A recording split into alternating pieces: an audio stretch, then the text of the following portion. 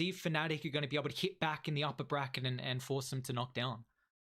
I think it's possible. I mean, TNC have just looked like they've got the best understanding of this patch, but Fnatic as a team have grown so much across the group stage. You know, Masseros, like we mentioned, he's just come in, and I feel like he's really been one of the main key reasons why they are sitting in this upper bracket region. 'Cause, you know, it's very even across the board. We had to say goodbye to two teams yesterday, unfortunately, Vice Esports as well as Neon Esports, and those are two pretty damn good teams from the Philippine region. So it's anyone's game right now. Yeah, without a doubt. You know, we've still got, you know, a couple teams left remaining, at least for today's series. It's just going to be no elimination matches, so it'll be exciting for that. And you know, to see how they're still able to fare with this patch as well. You know, we're still waiting for that one to drop. It could be any minute now when that's really going to happen. But you know, we got two teams battling it out. And let's do this. Let's chuck out some predictions. How do you think this series is going to fare? Let's just go balls. You know, we're not going to wait for the draft or wait for the other matches. How are we feeling heading into it? I think TNC will win 2-1. I think their team cohesion is going to be too much for Fnatic to deal with. I think Febby has played well above my expectations. So I'm very happy to see how well he's been able to gel in. You know, he's been the coach for a while, but as a player, you know, there's nothing really that you could fault with his gameplay. You know, previously his laning might have been a little bit of an issue, and despite the fact that he's playing on the Singapore server from Canada, he's still doing a pretty damn good job. Yeah, no doubt about it. And it looks like we are finally in the draft. So TNC Predator taking on Fnatic. And wow, look at that ban. The first phase ban, Fnatic getting rid of the Alchemist. This is something that TNC have played a couple times throughout the group stages. I know they played it in their last series versus Neon. And we also got to watch a game of them play it. And in particular, TNC, they get rid of the Io and the Drow. So from the first series that TNC played versus Fnatic, they were banning the Io and the Chen in both game 1 and game 2. So just a little bit of switch up, more favoring the Drow here instead of the Chen. Yeah, I think that's totally fine. You know, you just take away some of the cheese strats. You know, TNC are like, look, you're going to take rid of our alchemist. We're just going to make it as well as much of a normal game of Dota as possible, because I feel like they have a good understanding of their overall cohesion a lot better than Fnatic does. They've certainly improved vastly on Fnatic's side, but you know, there's a lot that slipped through. You know, the Bloodseekers available. Both these teams like picking things like Slardar, Lina.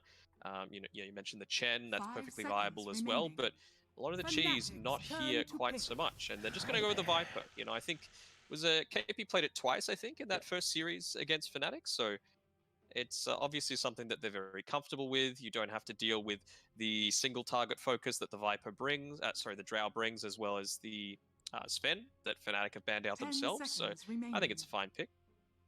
Yeah, this is something that they first picked in both those games, like you said, and they gave it to KP in both the games as well. So not showing the potential of being able to play it mid. We have seen a lot more emphasis on Viper in the off lane instead of the position 2, and I'm excited to see what Fnatic, how they want to deal with the Viper, because you know their last series, they're going to be well aware of this. You know, you let it through. This is something that TNC had, you know, very strong, high amount of success with, and I was honestly wondering if they were going to go for a Wind Ranger in the first phase. This is something that you've brought up a lot throughout the group stages with the Wind Ranger matchup versus the Viper. You know, we've seen it go toe to toe and how that's able to fare. You know, if the Viper can kind of group up with the team, then it gets rid of the Wind Ranger pick-off potential, and it's something that Moon's played very well. So I'm excited to see if they do go for it. But this is the same opener that TNC did actually in that first series. They went Viper Pango. They've got the flex with the Pangolier, where we did see Tim's play it, but you can play it in multiple roles as well. They had the Sven and the Omni Knight though as well in that one, and that OP combo is not going to be able to make it through.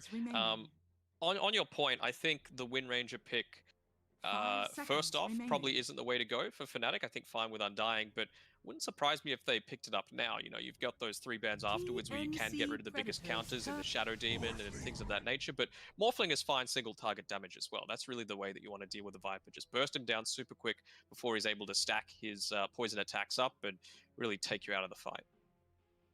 And it's going to be nice as well because the Morphling's paired up with a very strong laning support hero like the Undying, who can kind of, you know, allow you to get out of that weak level 1, level 2, can kind of get you out of the lane and really have the Morphling start to shine.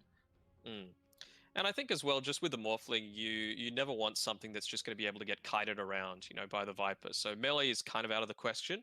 So I think Morphling is totally fine. Drow's already gone, so what really else is there left? Maybe a troll, but then again, you just get Viper striked, and there's not really all much you can do. So I think Morphling is probably the best of the situation that Fnatic had to be able to deal with that safely. And Ooh, we see Renovair. actually TNC ban out the Mirana. So this is something that we also saw in that first series that TNC Fnatic played, where they opened with the Ogre and the Mirana in both those games. And so a little bit of emphasis on maybe getting rid of that, Tim's Mirana, which we've seen him, shine on, but also Fnatic being able to pick it up for themselves as well. It's just Did Japs played in both of their games? Yeah, he did. Yeah, He played yeah. Murata in both, and he played fantastically. He did. But they just weren't able to bring it to that next stage, to the mid game, and really piggyback off the good early game work that he's done. So TNC obviously recognizing that, it means that this Pango is most likely going to be going for Tim's, although it's still kind of possible that Armel could be playing at mid lane, just something that's going to be able to shove out lanes super quickly, maybe go for something like a Maelstrom build, just prioritize making sure the lanes are constantly on Fnatic's side of the map. Means that maybe they could go for something like the Spectre. They've already got the Viper picked up for themselves. I think Fnatic probably should be banning it, because there's almost no way that you're going to be picking a Spectre into a Viper. And if TNC have it for themselves, then there's no real way for them to contest any sorts of, ancient stacks. You can't invade the enemy jungle. And I think that's just the way that TNC like to play. They like to, what's the right word? Just corral the enemy team into the smallest area possible, because then it's very predictable. I'm excited to see how Fnatic want to try and enable Masros through this series as well. Previously, we've seen a lot of 24th pick for Masros' offlane. This is the new player coming into the team. Maybe trying to just give him as much support as possible to kind of enable him in maybe a larger role that they're looking for. Fnatic, again, have put a lot of priority on keeping him to last pick, but the issue is that we've also seen a lot of teams, they've banned out a lot of his heroes as well, putting a lot of emphasis. We see right now that the Void Spirit is mainly the big one. He's shown an incredible success rate, and I've been very impressed when he's chucked out that Void Spirit in the offlane. We also saw the Ember as well. So I'm intrigued to see how Fnatic want to play around Masros here if they do keep it to the 24th. And it looks like, potentially with the Leshrac getting picked up, it's got some flex. You can play it mid, you can give it to Moon, you can give it to the 4 as well if you want to. You can. I'm a little surprised they didn't get rid of the Spectre. Like, yes, Lesh comes online a lot earlier than the Spectre does, but the thing is, you've got the Blade Mail already that you can use in Dispersion. The closer you are to the target, the more damage that it does. So Leshrac could get burst down really quickly. I don't think you can purely rely on the Soul Rip to try and keep him alive. Maybe something like, you've mentioned before, the Oracle can be nice to pair together with it. And it seems pretty clear that TNC were going for, with their bans on the Void Spirit and the Lina, the fact that they don't want that lane to just be pushed in for their tower to be under pressure. So what really else is there left for Fnatic? I mean, I guess the Leshrac is the way to also secure that for yourselves. You've always got the Diabolic Edict that you can use to push into the Radiant tier 1 mid. And they're going for Revenge for themselves. Now, they're not one of those teams that have changed things up a little bit and gone for the, core Vengeful Spirit. We've seen Cuckoo play it. We've seen Carl play it in the 2 and 3 roles, but not so much TNC. 10 seconds remaining. Are you a fan of the Venge getting picked up here? I thought they were going to go a different route with this draft. 5 seconds remaining. Honestly, they haven't really revealed everything about it yet. Maybe the thing that they're going to be prioritizing is just their burst potential. And so I guess if you run Avenge, then you're able to, swap someone behind enemy lines, whether it be the Morphling or the Leshrac, quickly burst them down, and then suddenly Fnatic's teamfight potential is completely gone. So for me, it's just a matter of what else are they going to pair together with that is going to achieve that burst. We see that got rid of a lot themselves already. Yeah, the Drow's banned out. Another combo with the Venge is that Morphling. So what's really available is kind of the Terrorblade, the Arc Warden, and the Medusa is some of the ones that we see a lot more emphasis on with the Vengeful Spirit. I could see the Dusa. The thing is with Dusa, the way you want to deal with it is to kind of outrange all of her abilities. And with a Leshrac, you kind of need to be in there on top of her, which is exactly what she wants to be able to get those Skadi hits in and just be the tanky beast that you want to be. Morphling as well, it's kind of close by, and they end up picking up the Shadow Demon for themselves on Fnatic. So some good setup for the Leshrac, and if you are quickly wanting to burst someone down, and it is an Arc Warden coming out from TNC. Okay, yeah, good pairing together with Avenge. I guess they have not amazing wave clear potential other than Leshrac, so you're going to be seeing a fair bit of Rat Dota coming on here, and it's kind of the same sort of idea that I was thinking with the Pango, pushing in that mid wave constantly if they do choose to do that, and then the Arc Warden's just free to do whatever the hell he wants. How do we feel about the Arc Ward in this game? Because, I mean, you've got the Morphling. If you get the E-Blade at a decent timing, that shotgun, you're going to be able to waveform and catch him on the backline. The shotgun's a lot of damage. Lesh is someone who kind of likes to run in the middle of a fight. You don't really care about you. Yes, you're a ranged hero, but a lot of your damage is actually being in the middle with that AoE. And they also have now an amplification with the Leshrac with the Shadow Demon. We've seen this for a while where the Lesh is able to, play as a support, the Shadow Demon support as well. You run around the map together, get the Disruption, Split Earth. I know the Lesh is looking like a core because they got the Undying Shadow Demon, but, those two heroes are going to be able to make a lot of plays early, and, TNC have to stall this game out for the Arc Warden to come online. They do, and I think they have the potential to do that. They've got a winning lane. Most lanes are winning with a Viper, unless you get absolutely bodied. But I feel like, assuming it's going to be KP and Tim's playing that, they've got years of experience behind them working together. So it's not really going to be something that they're going to be failing at all too much. If anything, they've got some solid kill potential against this Undying Morphling if they get a little bit lucky with the Lucky Shot procs with a Pango as soon as they hit onto level 2. So yeah, I think that's going to be the real key timing for that TNC offlane there. As soon as Viper and Pango hit level 2, even the Undying, you don't really care all that much. You're like, oh, okay, get a decay onto 2 of us. You're just going to be dead regardless. So I want to see Fnatic go something like, I don't want to see an Orb of Venom on this Undying. He just needs to be trying to live for as long as possible, and hopefully try and secure a few pulls, make sure that they get at least level 3 on the Morphling, and then it's a lot safer for them. So if they're dying more than twice in the laning stage on Fnatic, you'd have to call it a loss, but once is kind of unavoidable. 10 seconds remaining. So it looks like at the moment both teams looking for the potential mid/3, depends how you want to flex the Viper and the Lesh. TNC, they pick up the Puck. So wish I brought it up, because the Puck and the Venge, this is a combo that can delete the Morphling, delete one hero, that coil, swap, incredibly strong, and also the potential, Arc Warden, someone who wants to sit on the backline, and Puck is able to enable that. And also the Pango to mention, but Puck, you drop the Dream Coil, it locks him away from the Arc Warden so he can just go to work with these right clicks, and the Pango as well, to keep in mind that Rolling Thunder really disrupting the fights, making it difficult for Fnatic to get on top of the Arc on the backline. I'm just trying to think what hero is going to be the best to try and put the lanes mostly in Fnatic's favor here. Like, Beastmaster is something that they've given Demasteros a fair amount, but I don't know how well that's going to fare against Avenge Arc Warden. Chaos Knight's okay. It means you just have to go for that kill potential.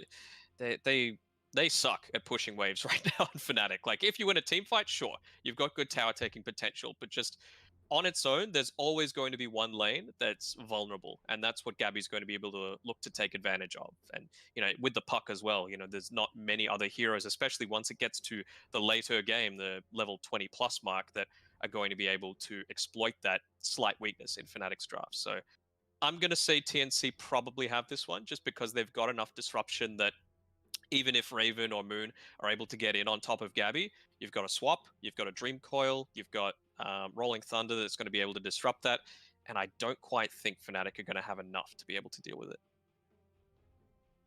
Yeah, it's looking difficult at the moment. It just seems like TNC have a way to be able to execute this lineup a little bit easier. Going into the late game, Arc Warden I'd favor, especially when you've got a way to amplify that hero in the Venge.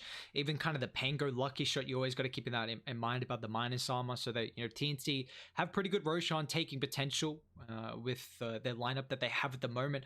And they can also, you've got the Viper, which is going to be a strong lane. We'll see if they're going to be able to do as much harassment to really bully out the Viper. And, you know, with the puck, mid lane as well, this is a hero that can make a lot of plays. You know, they don't have the greatest way to lock in the puck. That, you know, the CK stun, projectile, and cast animation, same with the Leshrac as well. So it is going to be, this is a game where the puck, honestly, I could see him absolutely popping off and just making so much space for the Arc Warden to come online. Yeah, I think TNC's timings, they're going to be based around level 20 on Gabby. When he gets that extra 100 attack range, combine that together with Avenge, they're just going to start sieging, you know, leaving, well, basically no one on the front lines, you know, maybe occasionally throwing in Tims there to push in a wave, but it's going to be on Fnatic to try and react, and I just don't think they have the capabilities to do that with the heroes that they've been able to draft. Is this a game where we probably have to see Moon pick up like a Boots of Travel pretty early just because you've highlighted they have very big issues with dealing with their waves? I think so. I think that's pretty standard with the Lesh as well, right? Like it's going to be pretty safe. Oh, nice deep ward there, placed down by Jabs. I mean, does he ever... I guess he does also kind of need the Yule Scepter for survivability, but you've got Febby as well, not just for the defensive potential here with the Arc Warden saves, but also just to swap anyone out of that Yule, so it's suddenly not quite a safe haven. See how they're able to get set up at the moment. Dai plays a couple of deep wards at the moment, just making sure they get the favorable lane matchup. You know, they see Gabby at the moment down bot, but they're well aware on how they want to try and set up these lanes. You even see a couple more actually water around the river here, so putting a lot more emphasis on just the rotations from TNC to kind of help out mid and maybe try and secure that power in, because, you know, we still have that 50-50 chance with the power, and so it's incredibly important where we constantly see these rotations come through from the supports. You're really trying to enable them to find that at least advantage. Maybe they got a lucky DD, maybe a little lucky regen as well, but it does look like TNC, they're starting with 3 up top at the moment, so they know that the Morphling is incredibly weak early, and it looks like they want to try and punish that. Yeah, I think that's a wise enough thing to do. When those rune rotations do happen, Fnatic have the slight edge, of course, with the disruption versus Pango not really having anything to disable. I doubt the Venge is going to try and leave them. He's just going to be babysitting as long as he can. Not able to get the first blood in there. Febby tried for it. They pinged him out as he got connected in the trees there, but he's just going to go back and make sure Gab is having a fine time. Nice D-ward there by Jabs as well. And now they're going to have the advantage of being able to utilize the hard camp. We'll even see Jabs block off the small as well. So the lane's already shoving in at the moment thanks to Masteros. So if Jabs is able to kind of get set up and kind of allow them to get the pull back just to really reset that creep equilibrium. We even see up top as well, just the shenanigans. You know, Tim's going to do the same thing, drag the wave behind the tower, denies a full wave of experience, going to secure his level 2, and KP's just messing around with Raven. He's a little deep, but I think he should be fine. Got to be careful with that courier there on the Undying, but I suppose he's able to get the chase down. He's got the boots of speed, so yeah, not opting for that Orb of Venom, just trying to harass out KP as much as possible. But it just goes to show how much difference a second makes. Febby ate the tree to be able to try and block up that small camp with his body, but it was just a tiny bit slow, which means that this equilibrium is going to go a lot more in favor of Fnatic, so big win coming through to them. They're thinking about trying to, the pings come through, maybe seeing if they can get a catch on Jabs, punish his positioning. But again, I mean, the Shouted team who having the boots, 335 movement speed, and, you know, Feb at the moment only 290, so it's going to make it a little bit difficult. But about the mid lane, Armel having a pretty good start, 11-0. We see that Moon on the Leshrac is 9-4. And how's this mid lane going to fare between these two players? I think, like you mentioned, it's going to depend heavily on what's going on with the bottle situation. So Moon, he's going to be able to much more easily secure that for himself. And I think maybe that's when it'll start to swing in his favor. We know both of these teams are big fans of getting the stacks up in the jungle as well. So it's going to be the mid that they're prioritizing for that, because they're the real tempo makers that they're going to be looking to use here. Top lane DJ's taking a little bit of harass, getting unlucky with these lucky shots coming through. He's dead. Nicely done. Tim's going to hit first here in this game 1, and they might try and pressure Raven a little bit, because KP does have 2 points in the poison attack, so just try and force out some regen.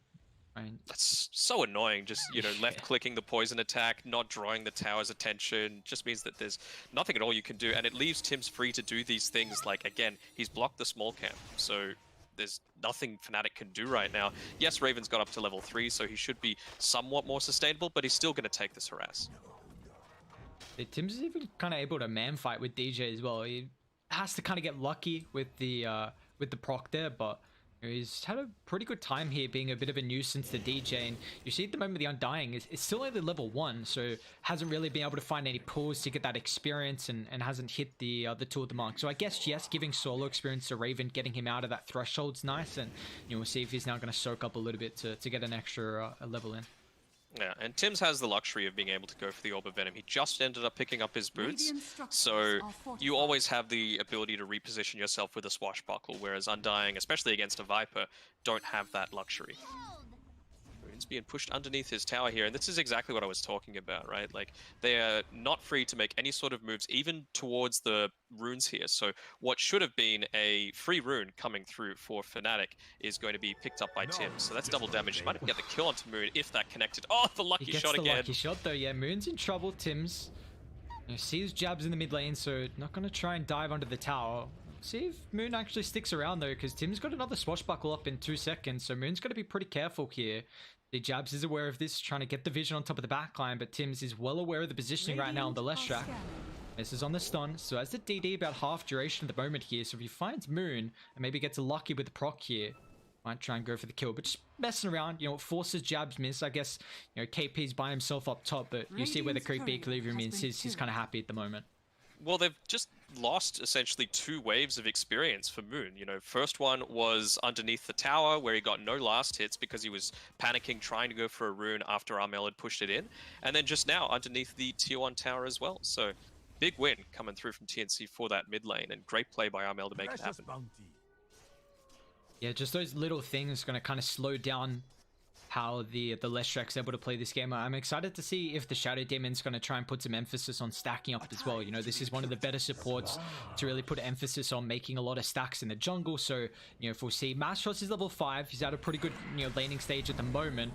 Although they do get a 3-second stun on Febby down bot. So it looks like the Venge is going to be in trouble here. Try and create some distance with the missile, even the Fairy Fire there, but Jabs will find it. So nicely done for Fnatic. They're going to be able to get their first kill of the game DJ's as well. Dead again. Yeah, he's in trouble here. Will attempt the TP. Do they have the damage to go through it? No, he's going to make it back inside the base. Will not tick out to the poison. So, DJ keeps his life there, but again, it does now leave Raven solo, so we'll see if they want to try and pressure out the Morphling. Still level 1, by the way, on that Undying, yeah, 6 minutes in. Oof, that's not good, honestly.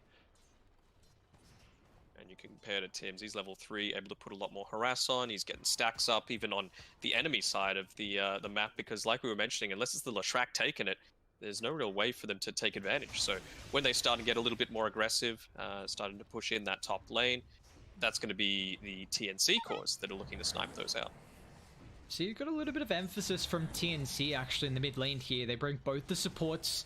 They had that catapult wave, but very nicely done from the Jab Shadow Demon, recognizing that TNC wanted to try and put a little bit of pressure on in the lane with the catapult, so they just bring that extra help in the Shadow Demon, shove it out, and now it looks like Radiant gonna disperse after losing the catapult there. Yeah, even Febby was starting to make his way through, but not able to fully connect. Gabby might be in trouble here. The crits, if they come out from Astros, Armel's gonna TP in though. Now with the coil drop, they've provided some distance here for Gabby, so he's going to be able to turn even the missile as well, just lock him in place. So Gabby will find the kill. Really nicely done. We see Chaos Knight getting a little bit too maybe antsy without the help of Jabs, who although has made a triple stack at the Ancients and also has a double at the Heart as well. So putting some emphasis on trying to create some stacks instead of helping out there with Famasteros. Any more stacks being made? Yeah, so the medium above the tower in the mid lane also been picked up. You can see here Moon just does his job, shoves in the lane, goes back, picks them both up, and he's going to use that Pulse Nova to quickly farm them up. So despite the early lane, it was an 800 net worth lead for the puck, he knows what's going on as well. This is something that is TNC's MO. And, well, they're going to be able to invade, snipe a couple of those last hits on those creeps. Nice and done. Free 200 gold essentially for Armel, and a lot of information given too.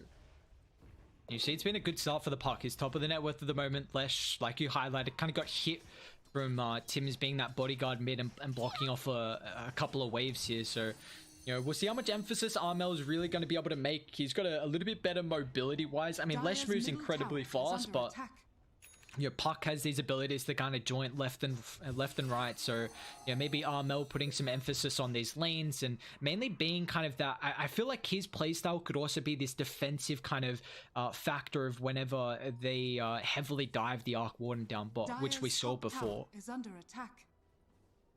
And even Jab's just taken a few of these camps for himself, going for the small camp. Yeah, that's perfectly fine. It's nothing that Lishrak's going to care all too much about, but the smoke immediately comes through. They know they're in a bad spot. They need to try and get a big, high-impact kill to turn things back around onto them. And, well, it's going to be Gabby the one that they're going to be targeting, but most likely going to run into Febby first. Yeah, Gabby's in trouble because they glyphed up the creep wave and completely shoved it in, so they're going to find Febby. They want Gabby though. They know this is the high-profile target, but here comes TNC. The Rainbow TPs. They drop the core onto 2. Febby taking a lot of damage though, but it looks like they're still going to be able to turn around. Febby keeps his life. They'll drag him back, but Fnatic, they're in trouble with the dive. They're going to end up losing 3 heroes as Jabs off to the side. Can't disengage as KP secures 2. They literally bring everyone down bot. TNC just well aware they want to play this game reactionary. Fnatic are the ones trying to slow down the pace of the timing for the Arc Warden with that another dive attempt there, and TNC just recognizing. And now you can kind of put KP in the dead lane. He's got the Nether Toxin, just shoves it out. So hard to kill him as well. And now we can see even mid actually looks like Undying's going to pay the price here. DJ just trying to soak up some experience because of how rough of a lane he had, wasn't able to really get anything, and they punished him there. This is basically next to flawless gameplay coming out from TNC, realizing exactly what their win condition is. Probably the only thing is like Armel didn't make the rotation a couple of seconds sooner so that he could snipe all of those creeps that Moon had stacked up, but other than that, they're in a dominant position right now.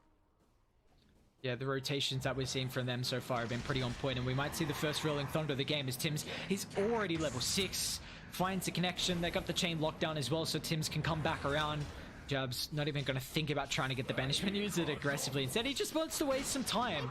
He knows he's not going to survive, and Fnatic really don't want to go top because it looks like they're actually farming a bit of a stack at the moment. Raven at the Ancients, he's got the Iron Talon. DJ just dropping the Tombstone. So, this is going to be nice for Fnatic and especially Raven as well. We've got Armel up on this top side too, so he might be looking to assist with pushing into this tower. You've got the Siege Creep already. He's got a Veil of Discord. That's going to be doing a ton of damage alongside the Spark Wraith that the Arc Warden has on top of Flux as well. So it's not really anywhere that Fnatic want to be right now.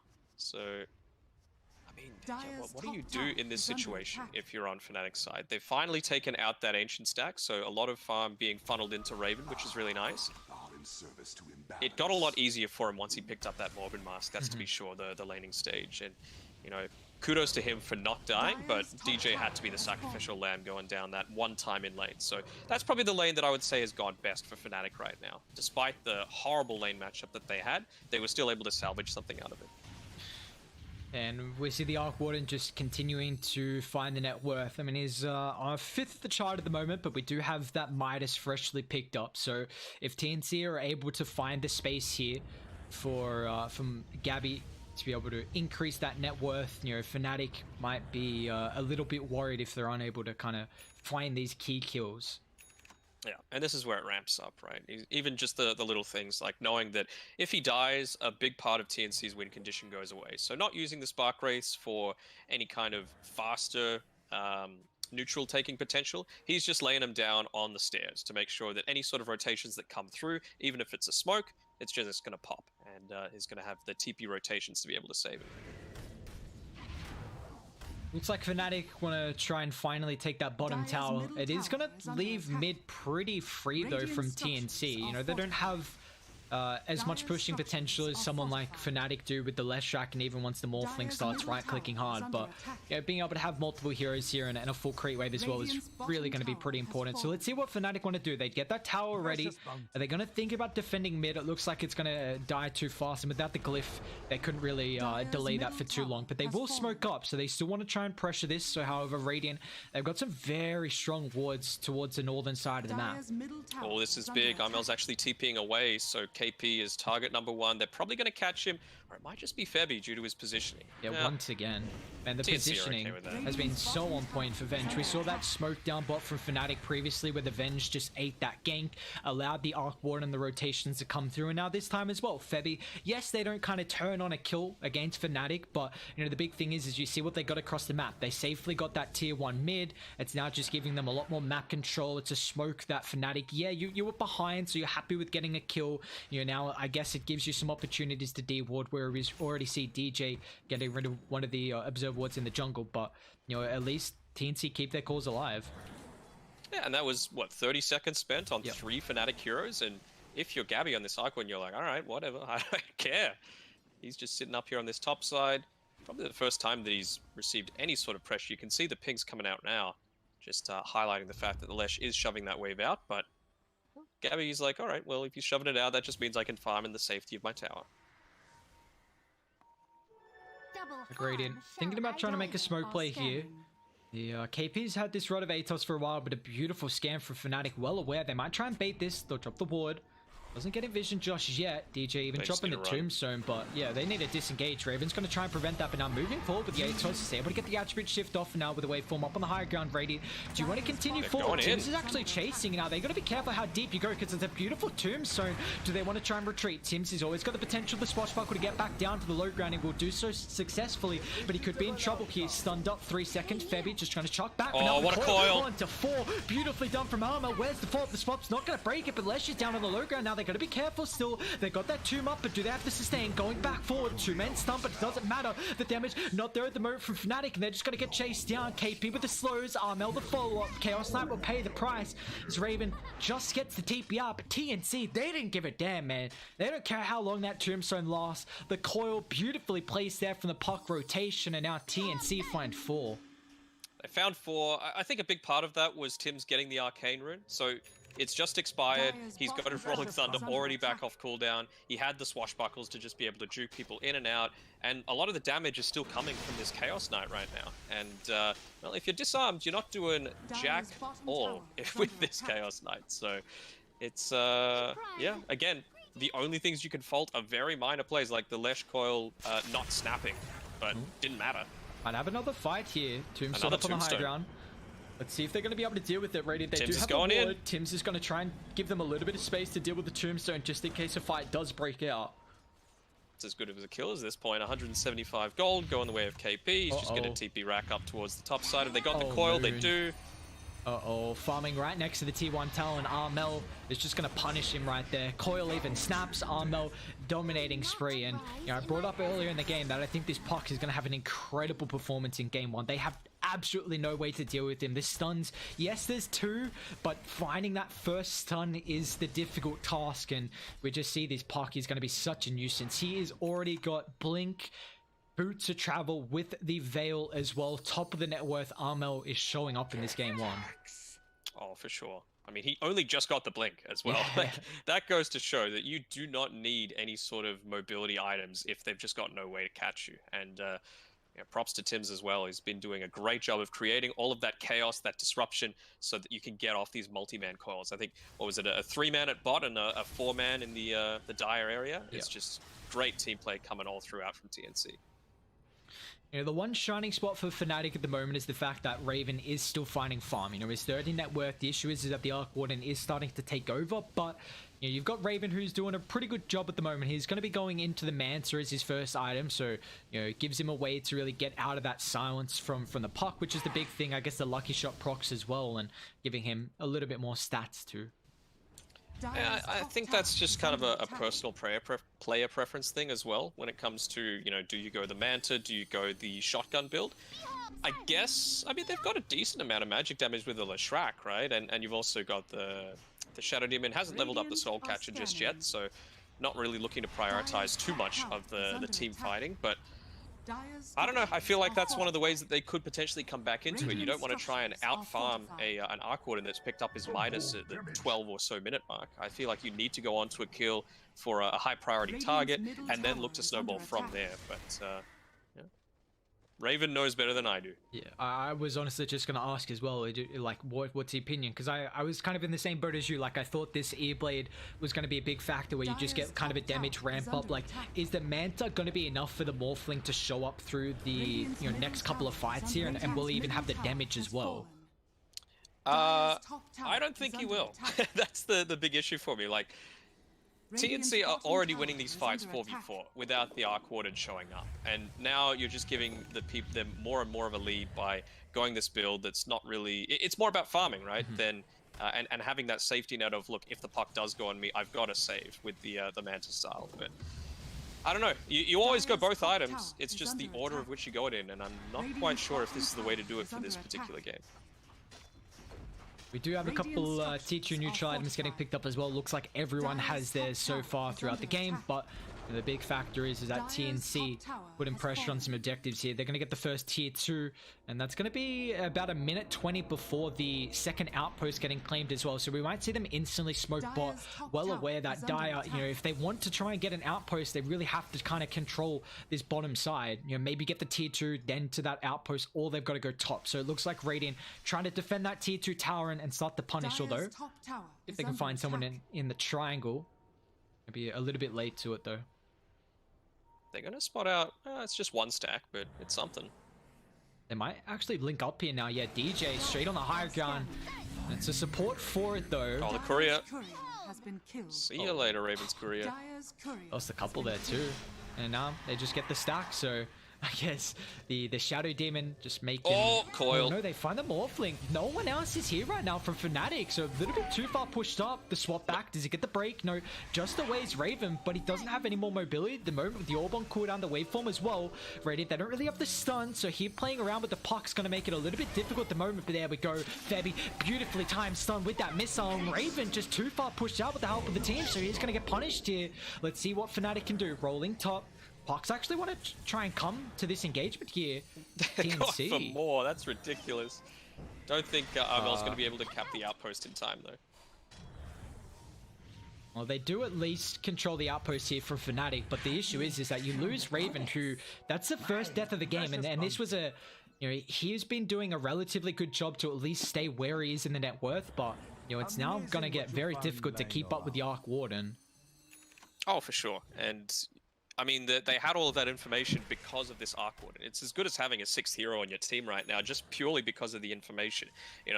Not just the ramp-up potential that you have with the Tempest Double, but also the fact that you can go for this kind of like, this pincer move, this temporal pincer attack that you might be looking to go through. See what they can do mid. Armel pops the arcane. This is going to be beautiful for this fight. Let's see if they want to swap to break the core. They don't get the connection, but it looks like still Chaos Knight's in trouble. That's a Dagon already picked up for Armel. Oh my lord. Oh, this is getting messy. Look at all the damage as well coming out purely from Armel. 1400 just on the puck. And that's also without them getting the swap connection as well. Once, Febby hits that extra level in the swap, just increasing the cast range is going to make it that much easier to find the execution. It's just, it's like an instant pick-off almost. And it feels like, Undying is good for all of these team fights, and, he allows people to survive that little bit longer with a soul rip, but it feels like people are just getting popped before they're even able to make that kind of move. TNC, they've been gripped up as 4 for the majority of the last 10 minutes or so, and it's just not something that Fnatic are able to deal with this draft that they've got. Well, we got the first items here for Masros, even a Shouted Demon with a blink picked up as well. So that's going to give you some nice kind of save potential for when the coil gets chucked out, maybe mainly just to keep someone alive and even just enabling his positioning as well. So we'll see what Fnatic are able to do, but the issue is they just get these items as soon as TNC claim the Aegis. So we still see Arc Warden kind of farming up, he's relatively close to that Orchid, but again, it's just this potential where TNC are being so active now, and they're just making space for Gabby, and he can always show up with that Tempest Double. Exactly. Now, well, not even just the Tempest Double, even now the real hero, since he's the one that got the Aegis, so he's just going to be able to look to join any sort of team fight that he can. Armel might be going a little bit too far forward here, but no, he's got his whole team backing him up. There we go, the Agnems, Tombstone dropped as well. TNC, can they deal with it straight away? They're going to be able to bring down KP though, that's nice. Still starting the fight, but Tim's still disrupting this one with the Rolling Thunder. They're going to try and move forward. Do they want to stay inside the fight here. Tim's just going to try and dip out, but he won't be able to. Now Vengeful's as well. Fnatic holding that high ground, a really strong position for them. They're going to punish the aggressive move from TNC without really having too much vision in the area. Gabby was starting to walk his way over there as well to try and assist, but as soon as KP goes down, you don't have that frontliner. You know, he's got the Blade Mail already, he's got the ATOS to be able to pick off one target, and it was a perfect Delta split coming through from Fnatic, moving in all different directions. Meant that Amal wasn't able to have his amazing impacts as before. He's trying to burst down the ledge though. Oh no, might be able to do it. Nicely done. Just no threat of punishing the puck at the moment. That's 2 points up in the Dagon, and they might try and look to get a little bit more as well. Armel doesn't have a cancel. Looks like they're going to be able to make it away, but even with the outpost TP as well, KP, I mean, he's going to have the ATOS to lock in jabs, just gets a blink away. Radiant continuing to come over. I mean, Armel's going to have an orb up and a blink in a couple of seconds as well. They even got the boots of travel for this Arc Warden, so the real Gabby will show up. And it looks like, you know, Fnatic, there was a great fight for them by their triangle, but, you know, they kind of moved down mid and end up losing 2 heroes and even probably a tier 1 tower as well. Yeah, even having the creep wave here, so if they wanted to, they can continue the push forward. What's that fortify for? I have no idea. Misclick, it happens. Yeah. Dire's middle tower Well, I mean, this game is getting very difficult now for Fnatic. They're down 11,000 gold. We see just the Morphling is really struggling to kind of find the farm. You know, TNC have done a very good job at now controlling the map and limiting where they can play. You know, Fnatic have kind of tried to position themselves around the triangle, really utilizing the Ancients, but, you know, it's just getting a little bit too much for them at the moment. Yeah, and Fnatic, they won that previous fight just because, you know, going that little bit too far with TNC. Obviously feeling very confident, and you have the justification too with the Aegis picked up on the Arc Warden. It was just KP going down a little bit too quickly that time, so they didn't use the fortification on Fnatic's side just yet, realizing that, look, we're probably going to need it for a tier 3 siege, and we need to assume that they're just going to, again, dive that little bit too deep. Hopefully we can come back into this game. Armel, he's invis. Do they have any vision? They do if he was to go right underneath them, but looks like they might just dodge each other. They might team, actually. Okay. He's used the Waning Rift and the Orb as well. Can they find the connection? There's the phase shift. They juked it out so far, but he's still got the blink, man. Armel. Oh, he's just ringing. Yeah. I was like, when's the chat mail coming? Because he's been spamming it all game. Little bit He's of a delay just there. completely running them in circles at the moment here, and look at the space. They've still got bot and mid shoved in, so now this tier 2 is going to be under pressure, and you know they do have about 40 seconds left on the Aegis, but Chaos Knight picks up a blink. Okay, so you know, giving him a way to kind of be able to start here. You know, see, the issue is though is that they can't find the puck. It's going to at least enable you to find the Arc Warden. But even if you find Gabby, like you've got the Venge. Yeah, for me, the Fnatic's strategy is obviously pick off the Arc Warden. That's number one, but you're not going to be able to do that with the rest of the team alive. So, you know, pick off Febby or Tim's is probably the next best strat. You're never going to catch Armel out unless he makes a big misplay. Oh, well. No, Shadow Demon. Goodbye, my good sir. Armel, beyond godlike at the moment, just picks up an extra level in the Dagon as well. He's just finding so much farm, and I mean, that is now with the Aegis getting ticked out, but TNC, through that extra advantage they had of being able to accumulate a 13,000 net worth lead, and the win probability 92% for them as well. And look at the positioning from Febby. Here's the sacrificial lamb, just being the bodyguard, and you know, if they smoke up, well, he's the first one they run into, and you know, just the positioning from him making it very difficult to find some better and more, you know, high priority targets from TNC. Even just standing on the low ground, right? You might think, oh, let's stand on the high ground so that you know, they're going to look to back off, but he wants them to go on him. He wants them to actually see him, go on him, commit too far, and then they're able to make these turnarounds happen. And they're going to start to take away a lot of vision across the map as well. We already highlighted kind of Fnatic, you know, slightly struggling with ways to be able to shove out the lanes. You know, we've seen Lesh be the primary way to deal so. They do smoke up, I believe, underneath an Observe Ward. So let's see if Radiant going to be able to get set up. However, they do have very good vision around the triangle. This could be a good spot for Dire to fight. They'll get rid of one ward, but they do have the gem instantly. So there goes the vision. And now Moon, he's a little bit too far pushed up. He's going to try and turn now. Finds a Where's the rest instantly. of the team? Masrot's going to be able to follow up. Oh, he's still alive. Somehow he'll keep his life, but it's going to pay the price. Now Tim's with a rolling founder. Let's TNC. They've already lost two. Armel thinking about bursting down Moon, and he won't be able to do so with the day gone. So it's a 2 for 1, but meanwhile, look at the objectives. Gabby finds a tier 3 tower down bot, and it looks like Armel might try and cancel some TPs potentially. They don't have any detection at the moment.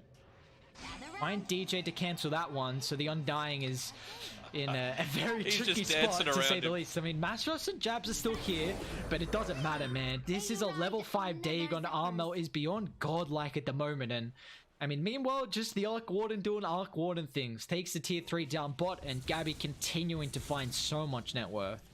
He's reaching that level 20 as well, so as soon as that happens, with the Orb of Destruction, that is just tower taking, #1 item. And yeah, I think that's all they're really going to be waiting for. Finish off one more item if you can, boys. What are you getting close to? An Octarine, as if the puck needed it. A Nullifier. Ghost Scepter is going to be nice for KP. It feels like he is getting gone on a little bit as the priority target. Probably the squishiest one on the team right now. A little bit ironic, but... Oh no, not another. This is getting too much. 13-0-6, and meanwhile, like, you just have this constant nuisance of the Tempest double as well. Like, it's... Yeah. You don't even need to wait for the level 20 now for the extra attack range. You've got Febby already. There's no Shadow Demon. You can just look to go in. Even if it's just taking the range racks, they should be happy with that. Doubles back up. Gabby's even got a blink as well, so just better mobility. And you're going to have to do something, or you're just going to lose racks. But it looks like that's the answer that they'll provide. Now they've got the call. They're just baiting the Tempest double, though, onto 2. Morphling does break it, but the issue is that the Chaos Knight's in trouble. They get the banishment for the protection. Let's see if they want to try and turn. But TNC, they've already disengaged, and now they can double back on the high ground if they want to. Fnatic get a little bit too antsy there. They bought back on the Shadow Demon, dropped the Tombstone as well. So a little bit's being committed here. Not too much, but it's still a factor where TNC could double back. Yeah, I don't think they're that keen on leaving at all on TNC's side. Maybe just waiting for the Sacred Relic at least, but no, Gabby, he's just having Rakdota thoughts happening. He's looking for the top lane. And, well, yeah, you can see Fnatic, they're in a little bit of a panic. They're saying, God damn, what do we do? Perfect positioning by TNC as well. Nice jump forward here. Just out the Phantasm. They instantly melt through Febby. KP is going to end up falling as well. The sustain's not enough. And now can they get more? That's been the big issue. They get 2 heroes, but the Arc, the Pango, and the Puck been way too slippery. And meanwhile, again, you just see they tried to commit to that fight without protecting their base. So tier 3 and a lot of damage on the range racks. That's unhealable for Fnatic. So honestly, it might fall pretty low here. It might even drop. Nah, okay, Raven comes up. Just in time. Oh, they're trying to even use the glyph. Okay, Radiant mass TPs. Even going to see the Lesh and also combining with Masros as well with Blink 4. They get the banishment, but there's no more follow-up here, Armel. He's going to be able to disengage here. Masros actually gets a pullback. There's the first stun in a while. They need some help though. Armel pops the essence and he's going to be fine. And meanwhile, Gabby just going to work. That's the buyback death timer there for Jabs. And that was just the Tempest double, man. Oh no. Now they're back in. They want to punish this. Gabby's going to show it once again. We've already seen what the Tempest double is able to do to deal with the Shadow Demon. Now Gabby's on the high gun, gets out of that reality rift, and even Armel showing up as well. They just have 2 heroes from TNC, but look at them create so much pressure inside the base of Fnatic. And now they're all back. Tim's is here, KP's here, and this is... What has Raven got right now? I mean, it's a 10-second BKB. You know, unfortunately, Roshan, it's already getting claimed here from TNC. I mean, they just started, but I don't know if they can get there fast enough. I don't think so either. And man, Febby's having such a chill game. All he needs to do is walk around, be an aura bot, maybe grab some runes, occasionally swap people in, but he doesn't care. He's totally fine. And now you've got an Aegis on the Puck as well. So that 13 kill streak is not being given up. I mean, he would have given away a lot of gold, and You just see the positioning from the Arc Warden. He's not even holding the cheese as well. They actually give that over to KP, but I like the positioning from Fnatic. This is where we saw them take a couple of decent fights on their high ground, but they don't have everyone at the moment. Boon's not grouped up with them. Baby, smoke's gonna pop. Mastros in a pretty good spot, but on top of the backline here, Mastros uses the ultimate just to dispel off that silence. They're going to move forward straight on KP. He's got the Ghost Scepter on Tim's. I mean, unfortunately, Chaos Knight is on the low ground. It's going to be a decent tombstone. Raven's going to commit as well with the waveform. Drops the BKB. Feb is going to end up falling both the supports as well with the core holding on top of the backline. Moon pops the BKB. Is going to try and run straight at KP, utilizing the cheese there for the fresh health pool as well. But it looks like Fnatic, they've lost 3 and they don't have the damage. Moon has to try and protect himself with the TP out. Just will make it.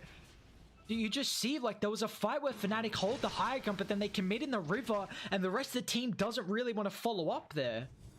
The power of that repair kit, the 25 HP regen, honestly saved KP that fight. His priority was just live. Alright, they do it in once. Can you do it a second time, though? Buyback starting to come through. Moon falling incredibly low. Tims will claim it. He doesn't have a buyback here on the left track. Another Morphling might be in trouble. He's got the Manta. Gets rid of the silence here. But Fnatic, they're only going to have 3 heroes available. Chaos Knight's up in 10 seconds, but the issue is, you're going to have to deal with the objectives here. Gabby's in. They've got the rest of the help from TNC. They've utilized the cheese in the ages already, but it looks like with a 25,000 net worth lead, Fnatic, they're going to have to go against a lot of advantages that TNC have in the mega creeps potentially if they want to try and go for bot as well. What a chat line. There we go. Second force. Yeah, they just call it. I mean, this has been a masterclass performance from TNC. Such an incredible game one. So methodical. Just honestly, I cannot mistake this at all. It was breathtaking performance from them. Yeah, perfect Dota. Beautiful Dota. Beautiful. And they want their last series on this patch to be one to send them off in a good way, because this does feel like it's been TNC's patch from start to finish, essentially. You know, wins from, you know, all the way back to things like ESL1 Thailand, having good showings at past summits, and here's no different. They're looking in stellar form. Yeah, that was an incredible draw from TNC in the execution. I really loved how they played that early game, though. We saw the more reactionary rotations from TNC, well aware that Fnatic were going to try and make a lot more movements and really start to dive and punish the Arc Warden, who's not strong early. And we see TNC just read them like a goddamn book. They just, you know, Febi's positioning with the Venge the entire game. Yes, 8 deaths, but it doesn't matter. Like, those deaths are just tanking the ganks. You get the rotations, really just enables this early game. And man, Armel pops off 14, 0, and 9 on the puck. What a incredible game one from Armel. What an incredible game from TNC. Yeah, I mean, that's the sort of stuff that you use the Aegis for, right? Yeah. Like, he dived a little bit too deep, but it allowed them to get the kill onto Moon. They don't care that it's just an Aegis, right? It doesn't mean anything. He had enough gold to just buy back and TP in anyway. So essentially, it's 3 lives, and Fnatic don't have the firepower to get through 2, let alone 3. So perfect. I don't think there's anything else we could say about that. Poor Febby, though, dying 8 times, but he just did his role. He played fantastically as well. He's probably just laughing. He's like, you guys can kill me all you want. Look at my team just shred you apart, and that they do. TNC, a masterclass performance from them. They're going to be able to take a game 1 in our upper bracket round 1, the El Clasico. Let's see if Fnatic going to be able to hit back and force a game 3. We'll take it to a break. Game 2 right around the corner.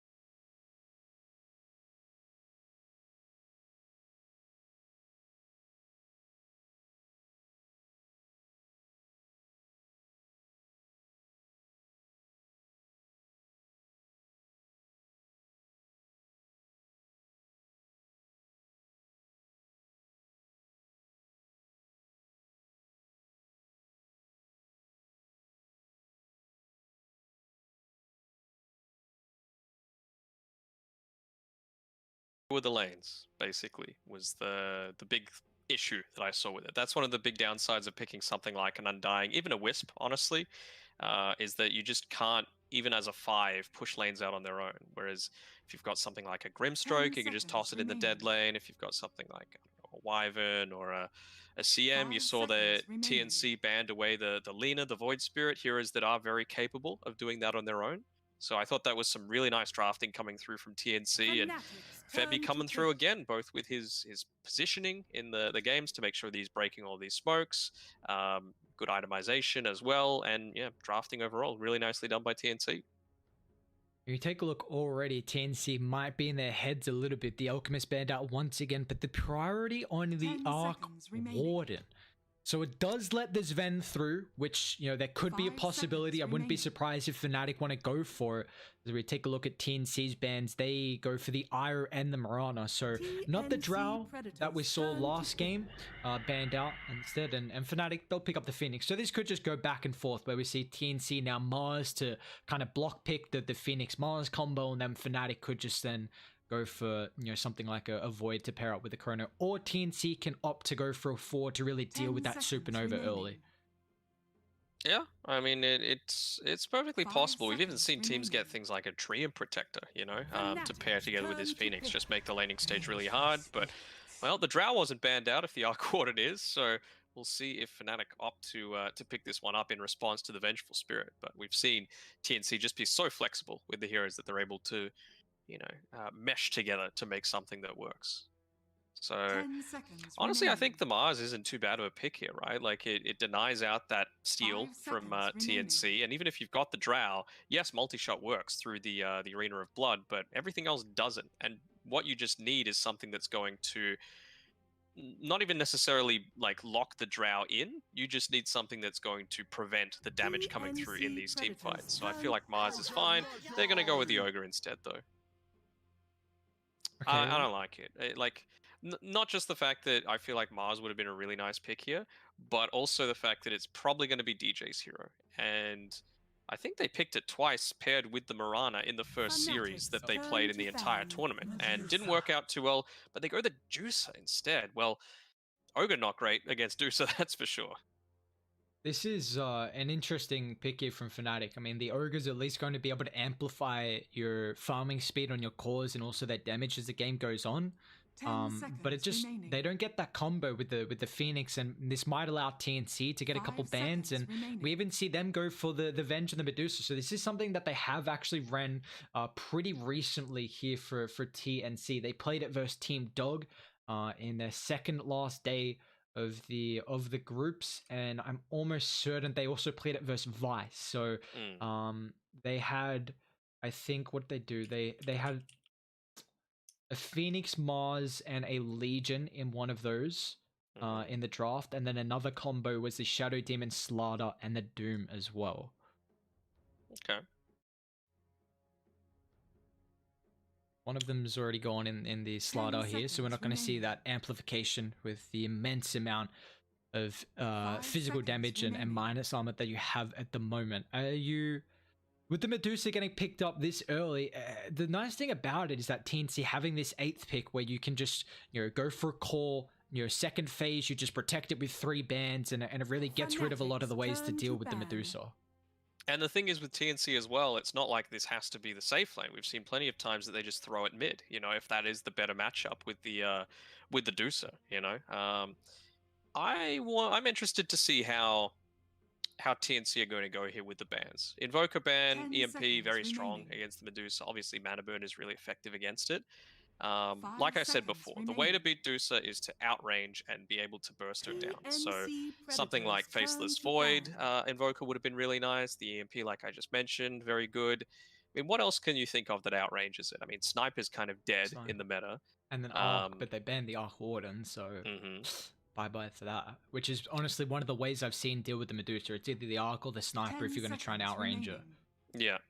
So you have to think of like what else is left that really wants to be doing things from long range. Or, well, I don't know if Spectre's the go there, but one other hero that they have to be careful about not picking it too soon, but the Zeus is very much viable here because It's long 10 range, right? You always seconds want to be long remaining. range. You know, once you get Aether Lens, if you get really lucky with 5 seconds a keen remaining. optic or eventually a telescope, it's really nice. But also, you know, obviously the Nimbus pick-off potential, the Thunder God's Wrath. But the Static Remnant, that's a real underrated ability against the Dusa, right? Because when you think about it, when is Dusa going to be taking the majority of her health damage? Predators turn Yeah, to when pick. I mean, When her mana's gone, yeah, right? exactly. Turn to pick. So you need to burn through that mana first. And static field is based off of your current HP. So you're going to burn through all of that mana first, dealing a crap ton of damage to Medusa with a Zeus. And then once you burn her mana really quickly, 10 that's when you can seconds actually start to remaining. burst her down. So I think that might be a nice little heads-up play coming through 5 here. seconds TNC do remaining. eventually end up picking up the Mars. Probably a little surprised, to be honest, that they were able to let it all the way through. TNC Predators turn. Tidehunter. So this has been the Masteros Tide, something to fear. Unfortunately, it's going to the Shadow Demon though, so it doesn't make it feel too good at all. And that's a Shadow Demon with a Mars as well. So just the 1-2 combo, banishment sets up for the spear. It's incredibly nice combo. Not even just that, you've also got like the Shadow Demon Soul Catcher onto these 10 3 strength seconds heroes so remaining. far, combined together with a Avenge Wave of Terror, 5 God's seconds Rebuke, Fanatics couple of right turn clicks to from the ban. Dusa, they're going to be taking a crap ton of damage. And I like that. well, Fnatic, they're just opting to go for something that's a natural diffusal blade builder, right? Just able to get in onto the Medusa, try and deal with her, zone her out a little bit. It's okay. Yeah, I like it against the Mars as well. Yeah, 10 I mean, seconds remaining. they Venge single target. Medusa doesn't really deal with the illusions. 5 Mars, seconds you remaining. can, depending on how you Turn to itemize ban. that God's Rebuke is pretty good. The Spear doesn't have this guaranteed stun lock though with the PL, and it's also pretty hard to get the connection anyway with Doppelganger, and Shadow Demon doesn't really deal with the Phantom Lancer illusions as well. So, Fanatics you know, turn to Fnatic ban. are going to have to try and ban out some of the ways to deal with the illusions. Lesh is one of the better ones here, instantly taken care of. But I also want to highlight that TNC, they have two very defensive supports in the Venge and the Shadow Demon. So you're already going to have Medusa sitting so far on the front line. Once she's able 10 to tank seconds up, but remaining. you're bringing her down. It's going to be so hard against Avenge and a Shadow 5 Demon. seconds Fnatic don't remaining. have a way to hunt the backline. Storm is such a good ban from TNC. Like, they don't have a lot of stuns. But they got a couple if they can find the connection, then maybe you just die throughout that duration. But you TNC have to go for Predators someone turn who to has ban. catch potential. Otherwise, the Shadow Demon and the Venge just enables the Medusa even more. Yep. Puck's a good ban. Honestly, I would consider even picking up something like an Ember Spirit here for TNC. Again, like you mentioned, very little lockdown, very easy to dodge out a lot of what 10 they've got. You know, seconds Fire remaining. Blast has a bit of a wind-up, Ravage. Once you get a lot of PL 5 illusions as seconds well, you can remaining. go for Turn something to a little pick. different, like a Maelstrom build, and just chunk down the enemy team. What are we looking for? It's going to be the hero for Moon. Either how they're able to fare. They do lack ways to be able to take objectives very early on. Maybe TNC Alina? Predators turn. Void Spirit, okay. Incarnate. How do I feel about this? Like, this is such a good Ember game. Now you like it already looked really good, and now you pick a Void with an Ember open, which has a great matchup versus the 10 Void Spirit. seconds Like, I'd be remaining. really surprised if TNC don't pick it up here. 5 seconds Just trying to think of what else they could be thinking Yeah, for. Like, I'm- what role do they want this to fill? Like, it could very much still be a Dusa mid, right? And then you run something else, something a little bit more aggressive in the safe lane. I think you have to go for someone who deals with the PL. Like, you don't have that at the moment, and making, like, maybe the Mars can make enough space, depends on how well KP's lane's gonna be. I mean, it's a PL Ogre with a Mars Shadow Demon, so, you know, it's, and yeah, I mean, it's just, You may now like, you select highlighted your the heroes. reason that there's no stuns, pretty much.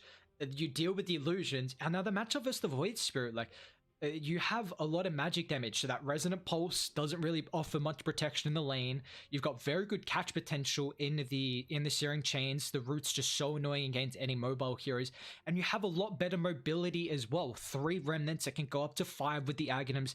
Yes, the Void Spirit with the Yule Scepter into the Aether Remnant can be a nice way to find the connection on the Ember, but if you get 1 stun, it doesn't matter because you have a Shadow Demon and a Venge. I love the draft from TNC. Yeah, it's really good. And on top of all of that, there's also still that that combo potential that I mentioned before with these. Well, honestly, any of the heroes that are caught in the range 10 of seconds remaining. the Soul Catcher, right? Now you've got an Ember Spirit that's going to be dishing out a lot 5 of seconds Maelstrom remaining. damage on top of the Sleight of Fist that can quickly be used to burst people down. So I'm going TNC again. I'm liking the synergy as well with the Mars shield. It's got the snakes on it paired together with the Deucer. It's just synergy all around, you know? They're doing on a whole nother level. Just gameplay, cosmetics, TNC are at the forefront of this series at the moment. With that game 1 victory, they are now 1 map away from knocking Fnatic down into the lower bracket and seeing how they're going to continue on with a draft that looks as good as what it does for TNC. I'm big fans of it, but if Fnatic are going to take this game, what is the window for them to do it? Maybe they might look to go for a first blood, have Masteros skill up the gush instead of the farming potential. Get Raven to come online before the Deucer starts to become that much of an issue. Do they have much to really rotate in towards mid to get a kill onto Armel? Because I think getting rid of him is vitally important as well. But Phoenix essentially can't do it, and yeah, I think that's why this safe lane for Fnatic is so important. You need to be able to give Raven the freedom to have DJ leave and start to make an impact on that mid lane. I was a big fan of the PL getting picked up. A little worried that they let through the Ember. I still think, we don't really see the Phantom Lancer a lot. I think maybe we saw it one time throughout the group stages. And actually, yeah, I do remember now. But it's just it's a stage where PL feels like he just needs a lot, it feels like. And even going up late like Medusa, can you pair Diffusal Manta, even beforehand, you can have a lot of damage with that Diffusal and even a Yasha, but can you show up to the fights early? Because it feels like that hero, if you make a couple of mistakes, your game falls off, and I think that's a big issue about the PL right now. Yeah, exactly. The game isn't that forgiving right now to these illusion-based heroes that need a decent start. Probably Chaos Knight's the only one that's kind of in the meta right now. Boone just danced around. We see TNC tried to make an aggressive movement, seeing if they could get their a little nice cheeky first blood, but once again it's actually going to be the side of Fnatic looking to try and snipe away that bounty, recognizing that they kind of left the the bottom side. So KP is going to eat a little bit of harassment here. I mean, they got the orb and also the ignite, so yeah, KP, nice body blocks from DJ. It's like the slow is about to wear off, and with Tim's coming over, but that is a lot of harassment. So now they won't have the Mars here for at least the start and the bounty. So Fnatic are definitely going to get 2 down bot, and get all 5. they're going to get all 4 rather. Well, that's a good start. That's what you need. They didn't get first blood, but all 4 still secures them a very, very nice start. And Tim's, though on the Shadow Demon, did get a D ward though. So I guess a little bit going TNC's way, but yeah, nice start here for Fnatic. Yeah. KP is going to TP back to lane, perfectly healthy. So with that start, they don't really need to try and go for that first blood. They should be fine with this. TMC's gone for the disruption there, so might have to be a little bit careful about getting just run down by DJ. Interesting. Who's out of position. Yeah, they could be in trouble actually, KP. Taking a little bit of damage. It's actually interesting that DJ went for the orb because he's against the Shadow Demon. So the illusions will get that orb of venom factor. It can be a little annoying. I know you're not always going to have the disruption to utilize here, but I guess giving Tim's a little bit more to be able to play around with in that lane. Especially early on, right? Like it's 27-second cooldown, so it's always going to be a little bit difficult. Yeah, you see how he's using though, just straight away with the disruption, God's Rebuke, really just trying to harass as much as possible. I mean, Raven's got the Ring of Regen, 2 Tangos, and DJ, Ogre's already a hero who's pretty goddamn beefy, but they're trying to win the game in nutrition to start. Yeah, I don't mind it, and I wonder what Tim's is going to start ferrying out to him. Is it just going to be constant clarities? He's just got the 1 coming out to him right now, but that's the slight issue that I see with this, is that eventually when you are trying to harass with Shadow Poison, DJ and Raven are going to both have their at least magic stick by then, and you've got a smallish mana pool as the Shadow Demon, right? So you're not going to be able to use the disruption and the Shadow Poison for a lot of your harass. So we take a look at the mid lane, Armel 8-1 compared to the 7-2 from Moon, so pretty even at the moment. This is a lane where, you know, we might see some solo kill potential, but it's mainly going to ramp up once these heroes get that level 6 factor. It's just so much potential from being able to make the rotations to the side lanes, and, you know, we'll see a lot of emphasis from the supports coming over and helping out with those power runes as well. I'm a big fan of the chat wheels. Armel did say prepare for a lesson at the very start before they lost all 4 bounty runes, so well, we'll see if he's feeling it. I mean, based off that game 1, you would have to say he is. Oh yeah. I mean, looking like another pretty good game here for Armel. I mean, they don't have the greatest way to deal with the Ember as the game goes on, so, you know, we'll see if he can get off to a good start and get those items. Then it might be difficult to be able to punish him, as, you know, there's a little bit of aggression down bottom at the moment, but, you know, DJ is doing a very good job positioning wise to really tank a lot of the damage here and just allow Raven to try and find whatever CS he can. You know, he's only got 10 at the moment. You know, as we take a look, actually, it's the Tide Hunter who's on top. Masros having a very good lane. I mean, you're against the Medusa and Avenge. You know, this is not the strongest lane that TNC have.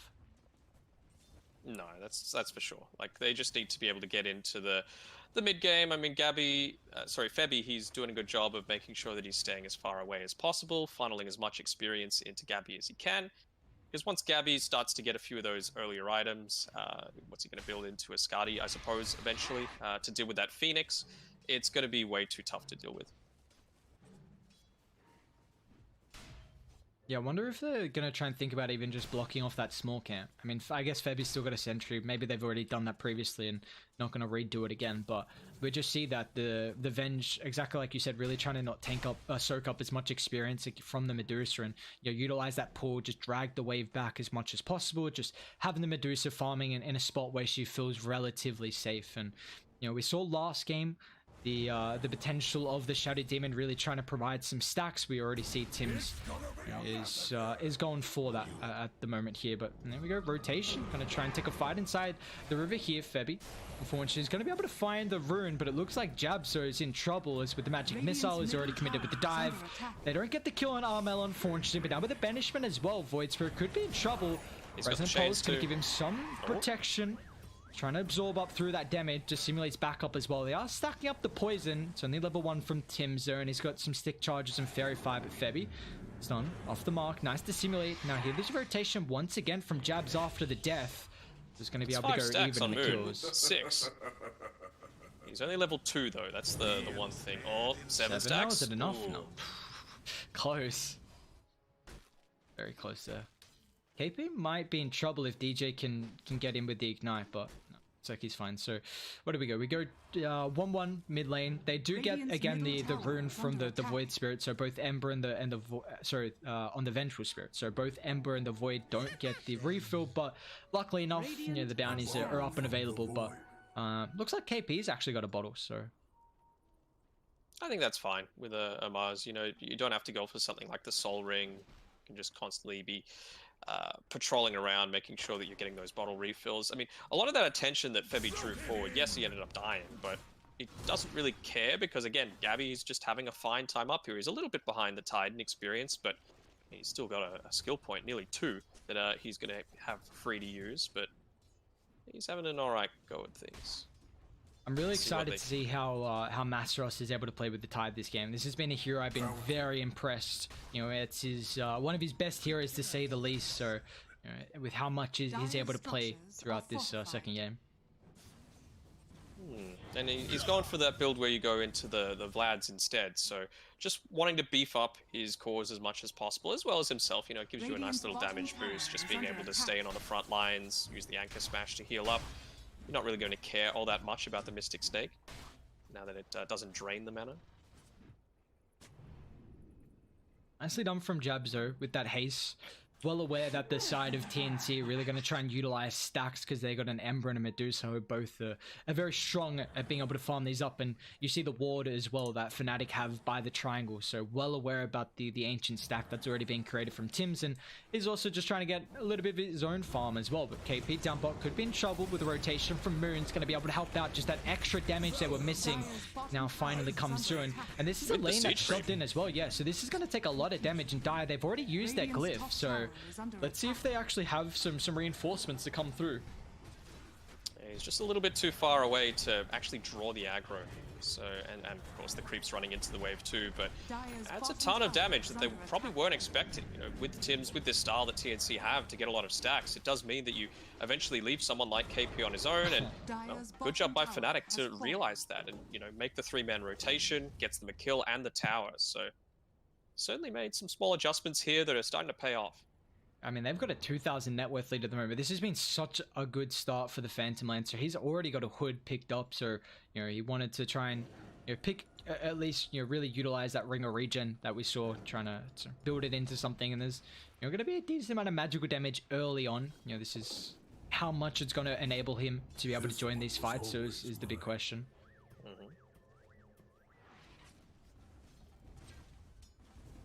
So, that is the other luxury, though, that you have with the Ember Spirit as opposed to the Void. Yes, there's been a few bottles being taken from both sides, but Armel always free to just Remnant, TP back to base, come straight through with the bottle totally refilled. Although now we've got 10 seconds or so until the 8-minute bounty, 8-minute power runes. Both of the supports on TNC sticking around that top area, probably going to try and contest, but Jabs is there. He's not going to give it up without a fight.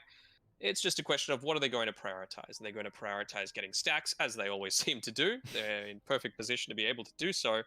Or is it more of a case of, look, we just need to win this lane harder? I feel like with a bottle just being refilled, you don't really need the power rune. And without the siege creep coming for another 2.5 minutes, you're not really all that concerned about losing your tier 1 mid tower.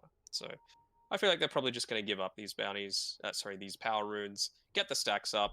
You've got the maxed out Flame Guards or the Deucer to take the stacks, and well, let's see if Jabs looks to realize, you know, he's having a bit of a scouting mission going on here.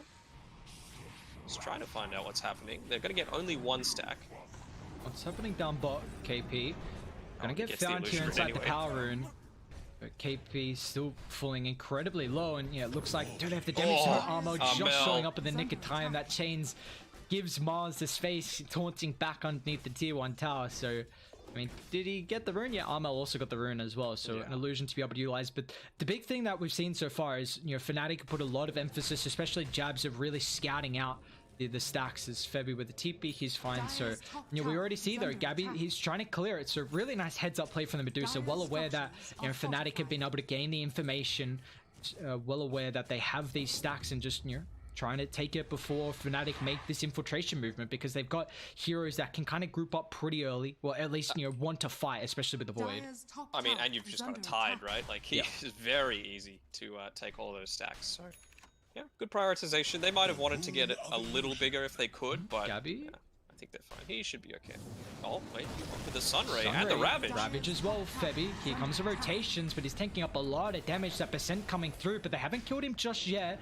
Gabby keeping his life. Coming. Strength Thread's paying off here pretty big, and our Jabs with a TPR. KP unfortunately misses the spear. They didn't have the vision, but meanwhile on top of the back, Armel, we're going to try and punish, but he doesn't have the damage to really go through the Tide Hunter at the moment. So they do commit a lot there, though. That's the Ravage used here from Masteros, unfortunately not getting a kill. There was a lot of TPs committed, though, from TNC, so it's not a total loss if you're a fan of Fnatic. The other thing is, before Raven, you know, made a rotation through towards that mid lane to try and get that kill onto KP. Didn't get it, put himself out of lane for a little bit, but despite that, he's still got a 1,000 net worth lead over the Medusa, so he's doing just fine. Right now, he's gone for the Hood of Defiance. Probably didn't even need to do that to try and survive, but still, can't fault him. He's having a good start, although he's a little bit surrounded by the TNC heroes. He can just head on back, straight to lane, keep it pushed underneath the tower, go back to the jungle, keep the farm up. But great use of the illusion runes actually there by Armel. They just expired on the bottom right side of the map, but he just placed them inside the camps because he knows that that's where Raven's going to be going next. Yeah, just doing the little things right here. We see constantly from a lot of the top tier teams and players as well, in particular as well, just going to try and slow down whatever farm you can. As Jabs has played around with KP at the moment up on the high ground, really posturing pretty aggressively. Oh, he gets the courier. He was trying to get the D-ward off. And Jabs, I mean, he's on the low ground, but it's not going to matter. Oh, just gets the dive, okay. The extra little bit of stats helping out there, and the wave not going to be enough. And And that's Arena now down. Unfortunately, you don't have the level 6 from Jabs. He's pretty close to picking up if he wants to hang around. I mean, he's always got the regen as well with the Trank. So I like this play from Fnatic. You really want to try and put as much pressure on the towers early, knowing that the Medusa can't really show up and have too much involvement. But it looks like they're going to go in. Remnant forward, Armel being the first one on top of the fight here. Meanwhile, Void Spirit though is in trouble. Moon's able to get away. He's got some multi-charges as well. He's actually going to go back in to deal with the tower. He will get that one. And now he's on the high ground. Let's see if they're well aware of this. KP. Oh, do they know? Yeah, they Someone know. pings it. Oh no, they got him! The timing as soon as he TP'd. No! You hate to see it, Febby. I mean, yes, you get the tower, but just losing a hero like that, it's pretty rough. It is. And just other little things as well. The God's Rebuke taking out the courier before it was able to make its way to Moon as well. So that's 1,000 gold that he's essentially missing out on as he goes for that first item Ags. Going to be really important as well, making sure that he can get in onto the backlines, get the silence up onto not just one, which you might be able to do with the Shadow Demon with the Orchid for pickoffs, onto either the Shadow Demon or the Venge. He needs to make sure he's catching both. So I think maybe the first time he looks to engage, they might be caught by surprise by it, but from beyond then, Febby and Tims are going to make sure that they are both on the backlines, but split up enough that at least there's going to be one save coming through.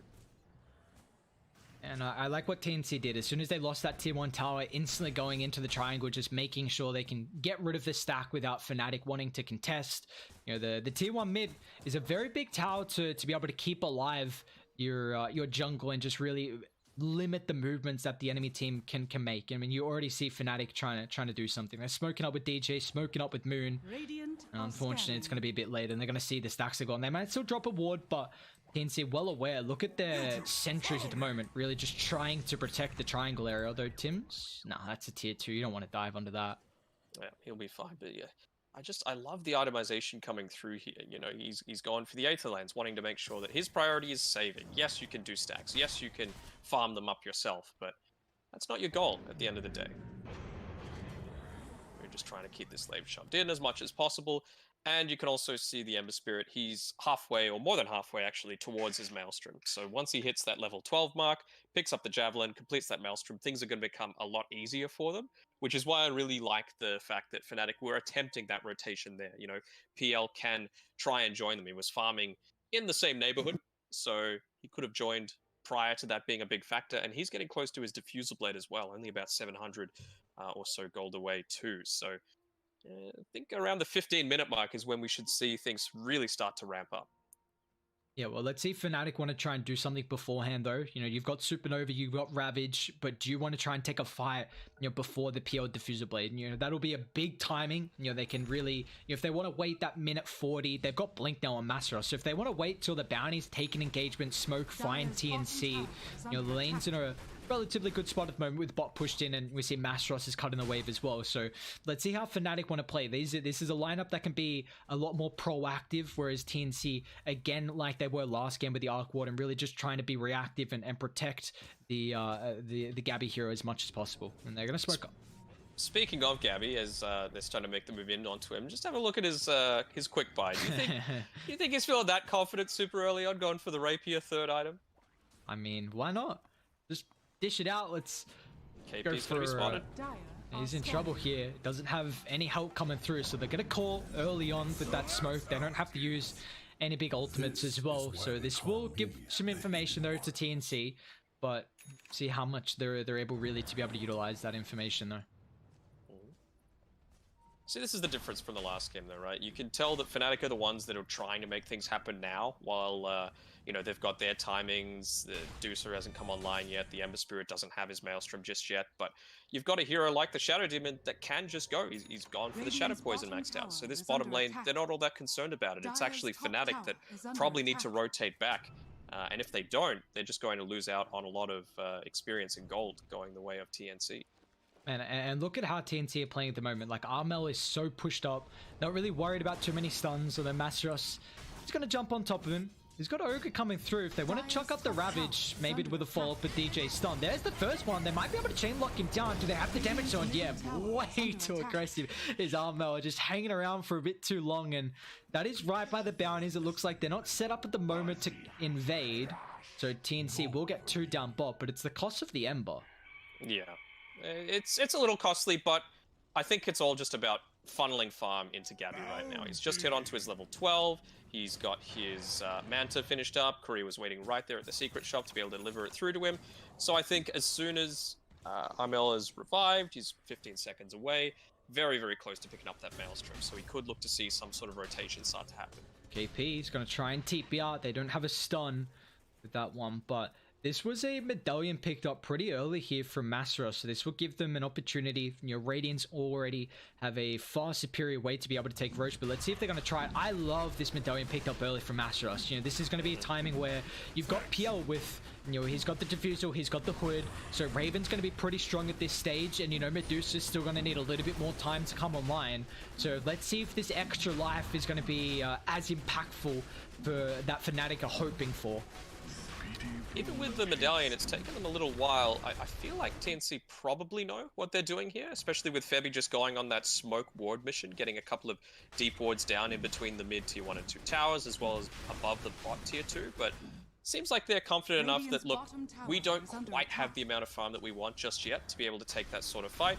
We're confident with our late game potential, with that Maelstrom now being able to be afforded for Armel, and I think KP has enough for that Void Stone to complete his Yules as well. So even with the 2 lives, they should be feeling pretty confident. Radiant's bottom tower is under attack. There we go. First stage is picked up here. Raven's going to be the one to claim it. And at least TNC, they do get that first tower of the game for them, but they are down 4,000 gold. So this has been a much better start to the game here for Fnatic.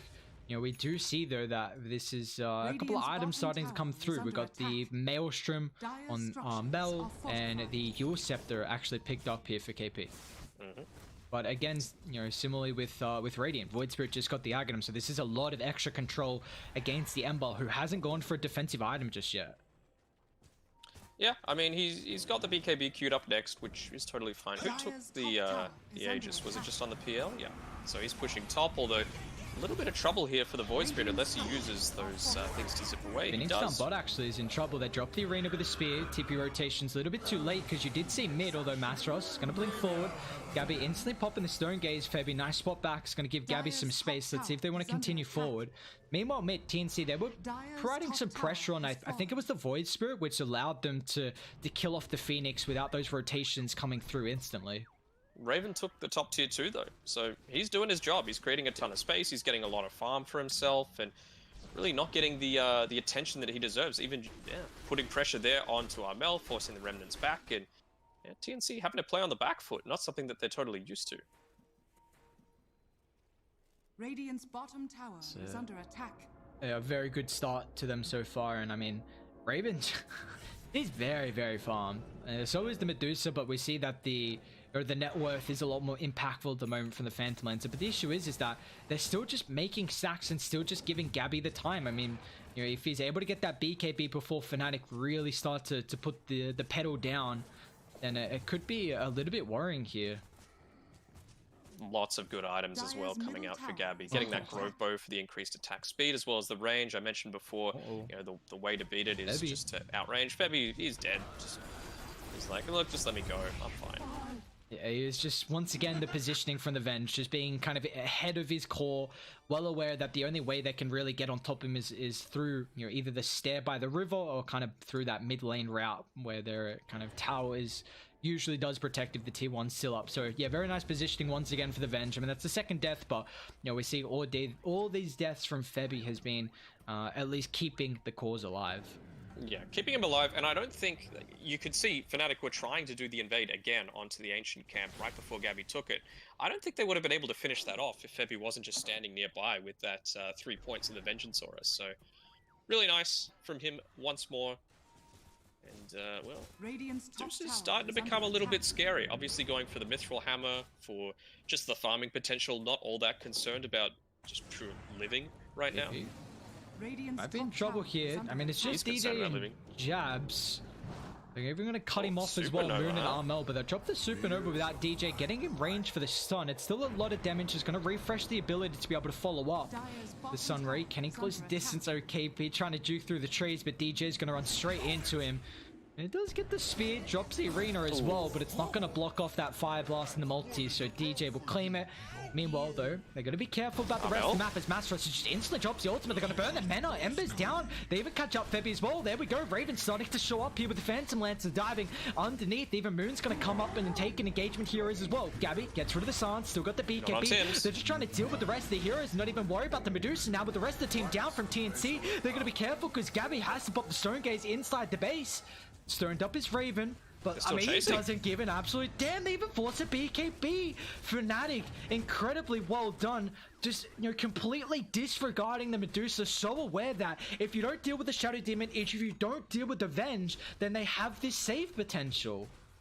And as well, Moon, perfect that game. Obviously, picking up the DD helps with matters, but going in onto the backlines, making sure the Shadow Demon was silenced. No way to stop the constant aggression coming through there from Fnatic. And yeah, this seems like a much more well thought out game plan coming through from them.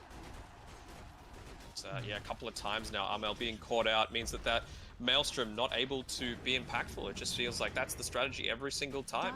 Finish off this Ember Spirit, and then there's nothing to deal with these PL illusions. Dire's middle tower has fallen.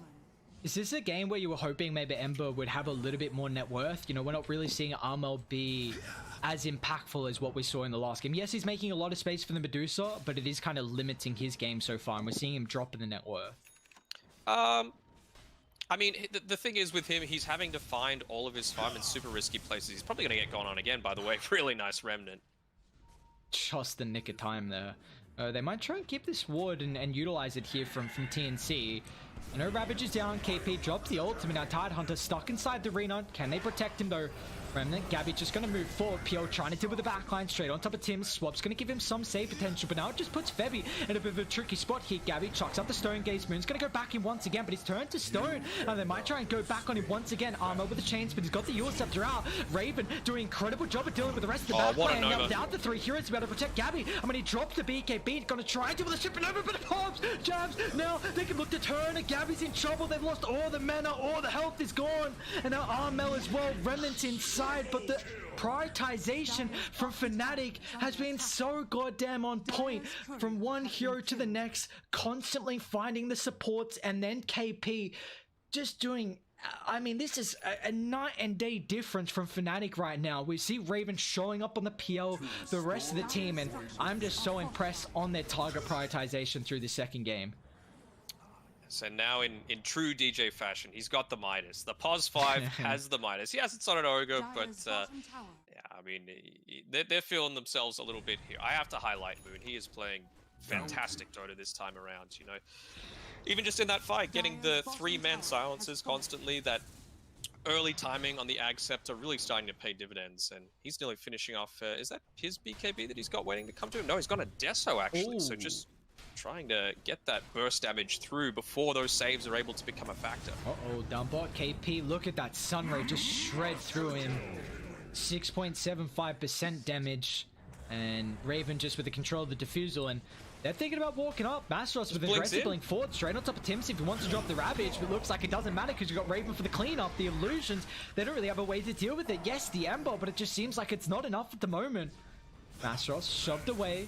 They've got a couple of their own illusions to be able to utilize here from Dire, but without some of their heroes, there we go. Mastros inside the base. He drops Ravage on top of 2. They're going to try and aim the Medusa now. Where's the save coming out? Gabby pops the BKB. He's trying to try and run to disengage, but Moon straight on top of his heels here. Gabby's going to be careful underneath the T4 tower. Fnatic, do you want to dive too far with Stone Gaze out? Another Supernova. Another Supernova as well. Looks like it's just going to zone them away. Allow the rest of Fnatic. No, they want to go back in, actually. You need the buyback. What are you going to do behind the throne? It just doesn't matter. Fnatic giving them no inch at all to be able to play this second game. Inside the base they go. Ember has to buy back here, but the damage just isn't there at the moment. Yes, you pop your ultimates, but the buybacks already forced out here, and Fnatic, they don't want to leave the base.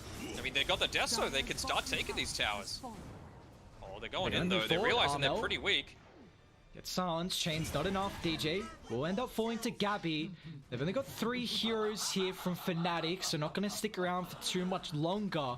But they do get that tier 3 tower, and now an 18,000 net worth lead in this second game. Fnatic are playing incredible. Yeah, great Dota coming in through from them. A little too clumped up by TNC, I have to say. It just feels like they're getting caught by these multi-man Ravages, these multi-man AoE silences coming from Moon's Void Spirit. And I don't want to call it sloppy because they were so disciplined in game number 1, but maybe just taking their foot a tiny bit off the pedal considering how dominant they were in that first game of the series. Yeah, I mean, I've been highlighting the positioning from Febby the entire time, how impressed I've been. Just that one, that one fight, grouped up with the Medusa. You don't have that swap save potential, which really would have, potentially, it could have disrupted the fight a lot. But now it's a game where Fnatic have this massive advantage. And yes, the Medusa late game is still a big threat. And let's see if they can get there, though. That's going to be the issue. You're going up against, one of the more traditional counters to the Medusa. And you do kind of have your own steroid as well, with the Venge, but so do Radiant with that Ogre Magi Bloodlust. So, it's TNC now. They're just kind of going to be stuck inside their base and, hoping that Medusa's able to find the farm. They're just doppelganging into the base. Oh my god. Tim's just no, don't find me, please. Yeah, he's panicking. He's so scared right now. I mean, he's going to show, what can he do? Drops another amulet. Let's see if they can give him the space, but Raven's just on top of him. Febby's got to swap him away with the spear as well. Okay. Well, they keep him. Somehow he stays alive. Febby's just dying to the illusions. Febby actually might die. They double smoke there. Oof. I mean, at least the lanes are kind of shoved in. I mean, mid and bot looks like Moon having to deal with some of the moment. But guess what? Roche is back up. So Fnatic, you're already providing so much pressure on the map without that Aegis, and now they're going to be able to walk back and claim the second, unless Dire are going to try and, make it a little bit difficult, but I don't think so. TNC not in a spot where they can contest. Not with the Solar Crest, not with the Desolator. It's just going to melt way too fast. And, well, I kind of memed about it a little bit earlier, but might need that Rapier on the Medusa if you're going to be able to turn this one around. Oh my lord, he's got a Hex. I mean, now you've got a way to deal with the Ember. Now you've got a really good way. We've seen him already die 3 times this game, but now the instant stun in that Hex is just going to make this so much more difficult. And, man, the farm...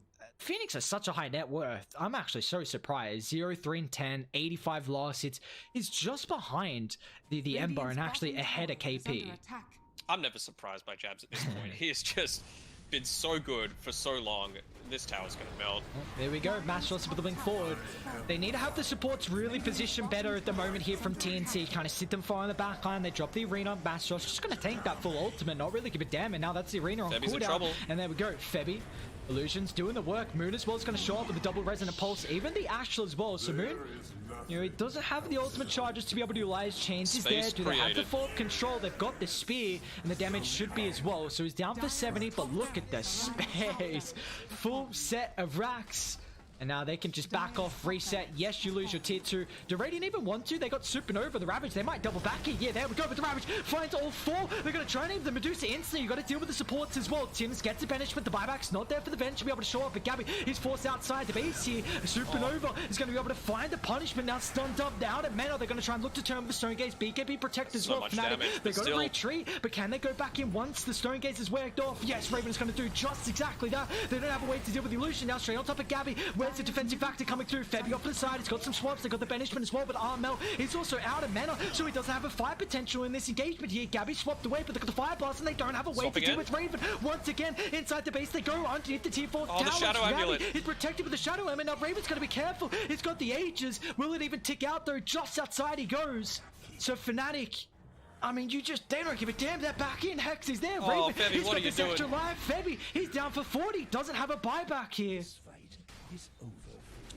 Normally when you see the Shadow Amulet on the C server, it's a very different thing, but oh man, they're just playing really well on both sides, to be honest. To be able to survive for this long with the dominance that they've been able to show from Fnatic is credit to TNC, but I just think it's going to be way too much for them to deal with. No BKB, no Stone Gaze for the next 30 seconds, and they just feel so much more coordinated now on Fnatic. I mean, just a completely different game for them. We saw... This is Rapier time, though. Just picked up here for the Medusa. Let's go, baby. You were joking about it earlier, but this is it. You have to get the Rapier. I'm worried that I feel like Raven just kills the rest of your supports, and let's see if Gabby can 1v5. But Raven. They When he's still got the pickoff. Aegis for a while, they're going to spear back, but it looks like KP's in trouble. Raven's just going to look the turn. He doesn't give a damn about them initiating straight on top of him. Mass Rush will fall.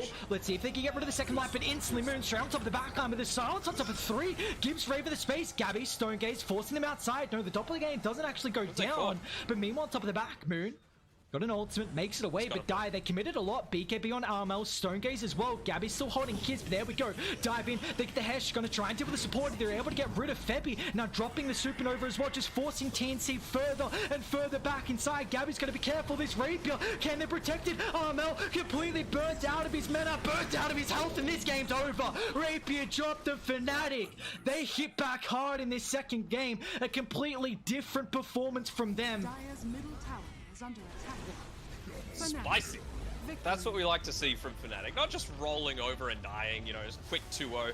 We were convinced by the draft coming through from TNC, you know, the lack of catch, but just in the, what was it, first 15 minutes or so, there was a couple of times where they're able to catch out Armel just farming that little bit too deep. But I mean, that's the trade-off that you have to make when you're playing this Medusa-style gameplay. If you're going Medusa, they need to get everything. So there are so few places for you to find your own farm. You're farming in front of their tier 2 tower before you've even taken a tier 1. You get picked off. It happens. But yeah, Fnatic, I was just so impressed by their increased level of coordination. And Moon in particular, I have to highlight again. He popped off. You know, one of those deaths was just to let them get the racks. Like, you can't count that as a death. That is a win for the team. And of course, Raven finding farm all throughout the map, doing Raven things, and yeah, very impressive. And you know what that means? Game 3, baby. Game 3 of the El Clasico. Fnatic up against TNC, and well, we're gonna see it go the distance here. And you know what more do we really want in a series like this? Two of the better Southeast Asian teams going head to head in the upper bracket round 1. We're going to cut to a quick break before we can see who's going to take our first series of the night.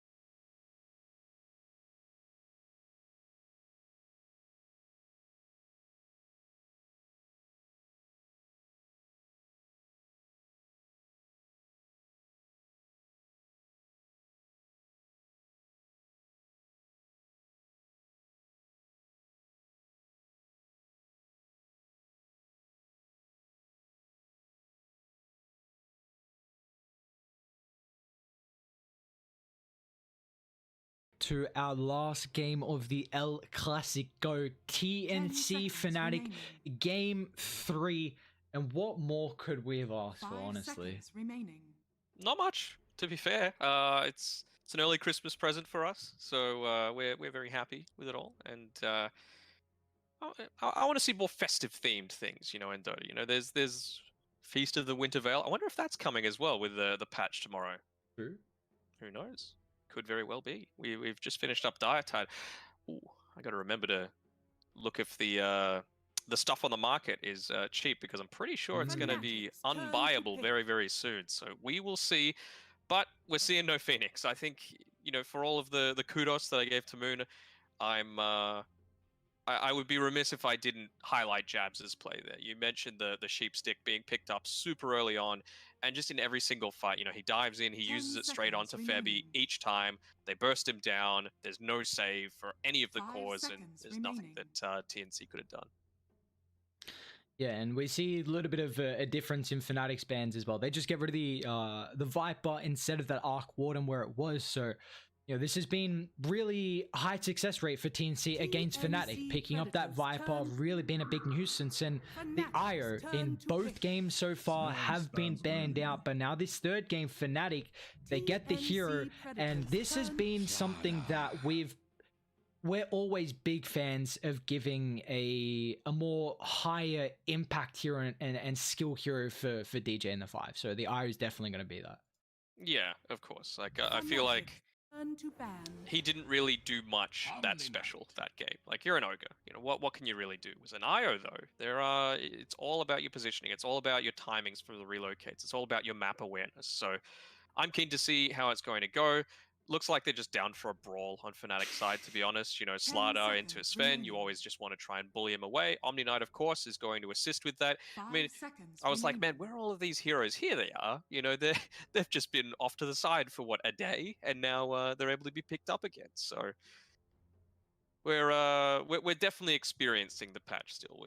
7.27D are we on right now? Oh. And it's a good way to farewell the patch, I guess, with seeing these heroes perhaps one last time before Ice Frog takes his hammer and just smashes them into the ground. Yeah, I don't know if we'll see Sven for a while. I'd be a bit surprised. At least, you know, TNC, they get the combo that has been working so incredibly well for so many teams. The Sven, Omni Knight, Fnatic, they do get a pretty good combo themselves, though the IO Slardar, at least in the lane, is very, very strong. And then they can pair that IO up with someone, and they got that Slardar amplification as well. So a lot of amp coming through from Fnatic and TNC. They got the Omni themselves. I wonder what they're going to choose to do. Like, you mentioned the IO Slardar. That if that was the draft, that would feel a lot more like a T1 style draft, right? Pairing together with an IO with something beefy and brawly like a Slardar or a Night Stalker. But if it is DJ that's going to be playing it, you know, you might be pairing it together with something else that's going to actually dodge that. Maybe we'll see Alina come together with this Slardar just for a bit more of that burst potential. But, of course, the Heavenly Grace is going to dissuade that somewhat. Yeah. So I still think the Alina's fine, to be honest. Maybe go something like a Blightstone because, you know, good luck to an Omni Knight or a Sven to get right on top of you and try and deal with you. And all the time, yes, you've got the Purification to heal up, but it doesn't really get at least decent value until you're level 3. So I feel like they could get a lot of harass done on Fnatic if they were to go for Lina for Jabs. Yeah, it's just a lane where they can just really bring down that nutrition early for TNC, and then, you know, Sven and Omni's more of a defensive, passive kind of position 5 support. So if you have kind of a Slardar with another aggressive hero that can really amp the Slardar in the lane, then, you know, you can run that over, and that's 2 melee as well. That's what a matchup Slardar thrives in, really being able to utilize that bash. But, you know, we see a couple of the bans. I like that TNC get rid of the Venge, you know, really making sure that there's already so much minus armor. Well, they've already, Slardar, a lot of minus armor. And then we've seen the IO and Venge still be a combo that teams like to go for with the double support. It can limit you in areas, but it can really, really thrive. You don't think it's going to be a PA, do you? Just they have to ban it, right? Well, yeah, to complete the holy trinity of heroes that, you know, we're tired of seeing all the time. I feel like it could be very much a possibility, right? You know, you've got the Slardar. Well, you say that. If they let it through, I mean, it looks... Whenever Slardar is is pick, you ban PA. Like that's pretty much what it's been. And you got an IO as well. I mean, they let it through. Fnatic's turn to pick. Let's see if they PA. Really like that. Yep. I know that the chat was going off saying, "Oh, whenever Shadow Demon's picked, it's just horrible." I feel like they kind of had to. Like if they didn't pick it, Fnatic were picking it 100% because you're against an Omni Knight. So Guardian Angel, Heavenly Grace, gone, right? As soon as you get that demonic purge available, and it gives them the potential to burst down one target. So I feel like it was necessity. It was also a pretty good lane combination together with the Slardar. You know, you're able to get multiple stacks on Shadow Poison onto multiple units. You've got an IO as well to be able to speed up someone's farming mechanics. And if you've got a Shadow Demon, all that stacking just becomes so much easier. So I feel like it was either necessary to go or necessary to be picked by TNC. And I think they've done the right thing. And it also gives you the opportunity now to make even more stacks with the Shadow Demon, something that Sven is really, really going to be able to utilize. Enchantress, huh? I feel like this is a 4 Enchantress. Interesting. Just paired together with a Slardar. Like 2 melees already have difficulty. Now you've got an Enchantress slowing them down, lets you get another hit of the Bash of the Deep. You could, you know, harass them out with the Impetus. I feel like it's going to be pretty good. They're going to be praying for, I don't know, let's say a Hellbear Smasher just for the extra 15 attack speed. And they're just going to Timber right back into it. Man, it feels like all of these heroes are normally banned out in the first phase, and they've just all been let through. Yeah, this has been a hero that a lot of teams have banned against TNC in the first phase, really just not giving any opportunity for KP to play the Timber. And yeah, I mean, against the IO Slardar, 2 strength, Enchantress as well, you've got a lot of pure damage to kill that, you know, really so hard to kill an Enchantress sometimes in a game with the Untouchable and with the Nature's Attendance. It can go back and forth though, because Enchantress does have that impetus, so there's the PA getting picked up. Now, I just want to think what other heroes are left that are normally always banned. Lina is pretty high up there, I would say. Yeah, Lina. Well, what are they left? You need a mid laner on TNC. Leshrac has not been banned. Unless she's banned. Fnatic got rid of it. Oh, okay. 5 seconds remaining. Well, they look. Do you go for extra? Okay, what if Fnatic? Do they double down with minus armor, or like something like a TA potentially, which might, or do you go for a real good way to deal with the Timber? Because it looks like they need magic / pure damage to really deal with Timber. I mean, you could Zeus, global strat, IO. Yep, it's possible. They goes through the Guardian Angel, goes through what Timbersaw likes. Shadow Demon's probably not going to get close enough to deal with you. Like, yes, Sven, if he jumps on you, you're just boned. 10 seconds remaining. But you can just get around that by going a Blink Dagger. Like, if he uses one Stormhammer, you just save that Blink Dagger for whenever he tries to go in on top of you, and then it's a pretty quick turnaround if he's going to be diving that deep. So I feel like a Zeus is very doable here for Fnatic. I'm just worried that they don't have any real stuns like Slardar. With an IO, you need stuns, you need teamfight, you need initiation. This is a hero that wants to relocate, get pickoffs, and you don't. Slardar is the only one at the moment that can really do that. So this last pick for Moon could be potentially some way to be able to really initiate and allow this IO to find the stuns. Allow the IO to get the relocate and for that pickoff potential. I mean, that's what the DP is. So good job by TNC to know that. Of course, it's one of Moon's most comfortable heroes as well. So good thing to get rid of it. 10 seconds. 2 of the spirits are gone. Lesh is gone. Puck is gone. This is a bit out of the ordinary. We don't see the hero much, but what's the feeling on the OD this game? Huge fan of it against the Timber. Omni Knight draws out fights. OD loves that. Sven could be a bit of an issue, but you've got ways to kind of kite him before BKB. Even if he goes on you, the issue is him kind of critting you down and killing you before you get any defensive offs. It might be a little bit slow, but the Astral can still set up for like a relocate. Yeah, I don't mind it. I'm just trying to think if there's something even better. Like, what even is there left? Invoker, is that in the pool? Like, it's not amazing Invoker game, but I feel like it's not bad actually. Yeah. The Deafening Blast is going to be really nice. Any sort of very low mana pools across the board, except for the Shadow Demon. So EMP is going to be really effective as well. I agree with your point, though. They need something to kind of rally around on Fnatic so that the relocate can have its maximum impact. So what is that? It's not going to be an Invoker because that's, I mean, maybe something like a... it's not really a Pugna game. It's a horrible Pugna game, actually. Yeah, Kunkka is probably another one of those. It's not a Meepo. They don't really play Lone Druid all that much. You don't really take towers early on. I'm trying to think, like, this is... What do they do? What are they? They're gonna Snapfire. Sure.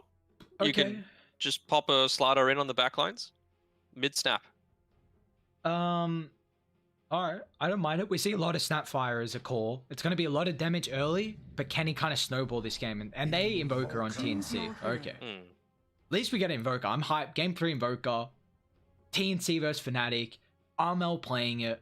We got some, some of the strongest heroes in the patch coming out. Slaughter, PA with an IO. TNC get the broken Sven and Omni Knight. Both teams have a broken combo. Which one's going to be more broken this game, though? I mean, I feel like that's just Ice Frog's way of doing things, right? Like, let's not nerf anything too hard. Let's just make everything OP in some way. And if it comes down to this... It can come down to something as simple as luck, Does Raven get a lucky coup de grace, and is that able to influence a big team fight? Does that get him an extra item timing? Timbersaw in his lane is going to make things a little bit more challenging, though, and it's actually going to be Jabs playing the IO this time around, so it's not going to be the 4-inch like I was thinking. I was just wanting to put more pressure onto Gabby with the range damage, and like... You're not going to bully a Timbersaw out of the lane as an Enchantress. It's just not going to happen. So, I don't know. I felt like it was more about just Raven surviving the lane, whereas it's more about disrupting the lane on the off lane for Fnatic. So, who do I think? I'm going to say TNC, and that's going to be 3 times that I've gone for TNC now. But I feel like, not too many ways to deal with Timbersaw super early on. You're going to have the Guardian Angel for dealing with the PA. I guess you have Enchant, which is nice, for a bit of an offensive dispel. Functions in a similar sort of way to the Shadow Demon, but, you can just reapply straight afterwards. But so they're going to need to hold it. So DJ's positioning is going to be really important. It's so hard. It is literally 50-50 this game. Like, I feel like the game 1, we were pretty big fans of TNC. Game 2, we both kind of had the same opinion where TNC, we both preferred their draft, but I think Fnatic just really executed that game at a high level. And now this draft, I'm like flip-flopping back between. I can't really, get a full grasp of how I'm at least, liking each draft. I think at the moment, I'm worried that the Timber is going to be a big issue. Like, PA early on really suffers against the Timber. This is a hero that's just going to be able to dominate the lane. As the game goes on, I love the PA matchup, though. If KP doesn't have many reactive armor stacks, PA's just going to crit you down and you will die. And you've got such good jump potential as well. Like, you've got Phantom Strike on 5 seconds. You're going to get a talent to be able to enable that. And the Timber Chain is 4 seconds. And plus, we're going to see a Basher come through. So, we're going to have the constant, threat of PA being a nuisance for KP. But that's as the game gets to late. And I think that the Nullify is going to be... Fnatic late game, I like. I think you've got Iris, Slaughter, and PA just takes over, because you also have Nullify, gets rid of the Guardian Angel, you bring down a couple heroes, Timber late game, you can kind of fall off. I agree. Depends how well you play. My concern is it going to get to that point? Yeah, exactly. That's the big issue, because Sven has... The thing about this Sven PA is PA needs a way to be able to keep up in farm. We see a lot of the Battle Fury, unless he's got a Magnus. Is there an opportunity for the PA maybe to go like Deso? I mean, he's got the Fury queued up. What are you thinking there? I think he has to, right? If they're playing for the late game, you just have to, because if things even just break even in the early game, if you've gone this Deso build, you've lost, because the Sven's always going to be able to out-farm you. They've got, I would say, more stacking potential just with the way that TNC like to play. So, yeah, I'm feeling like,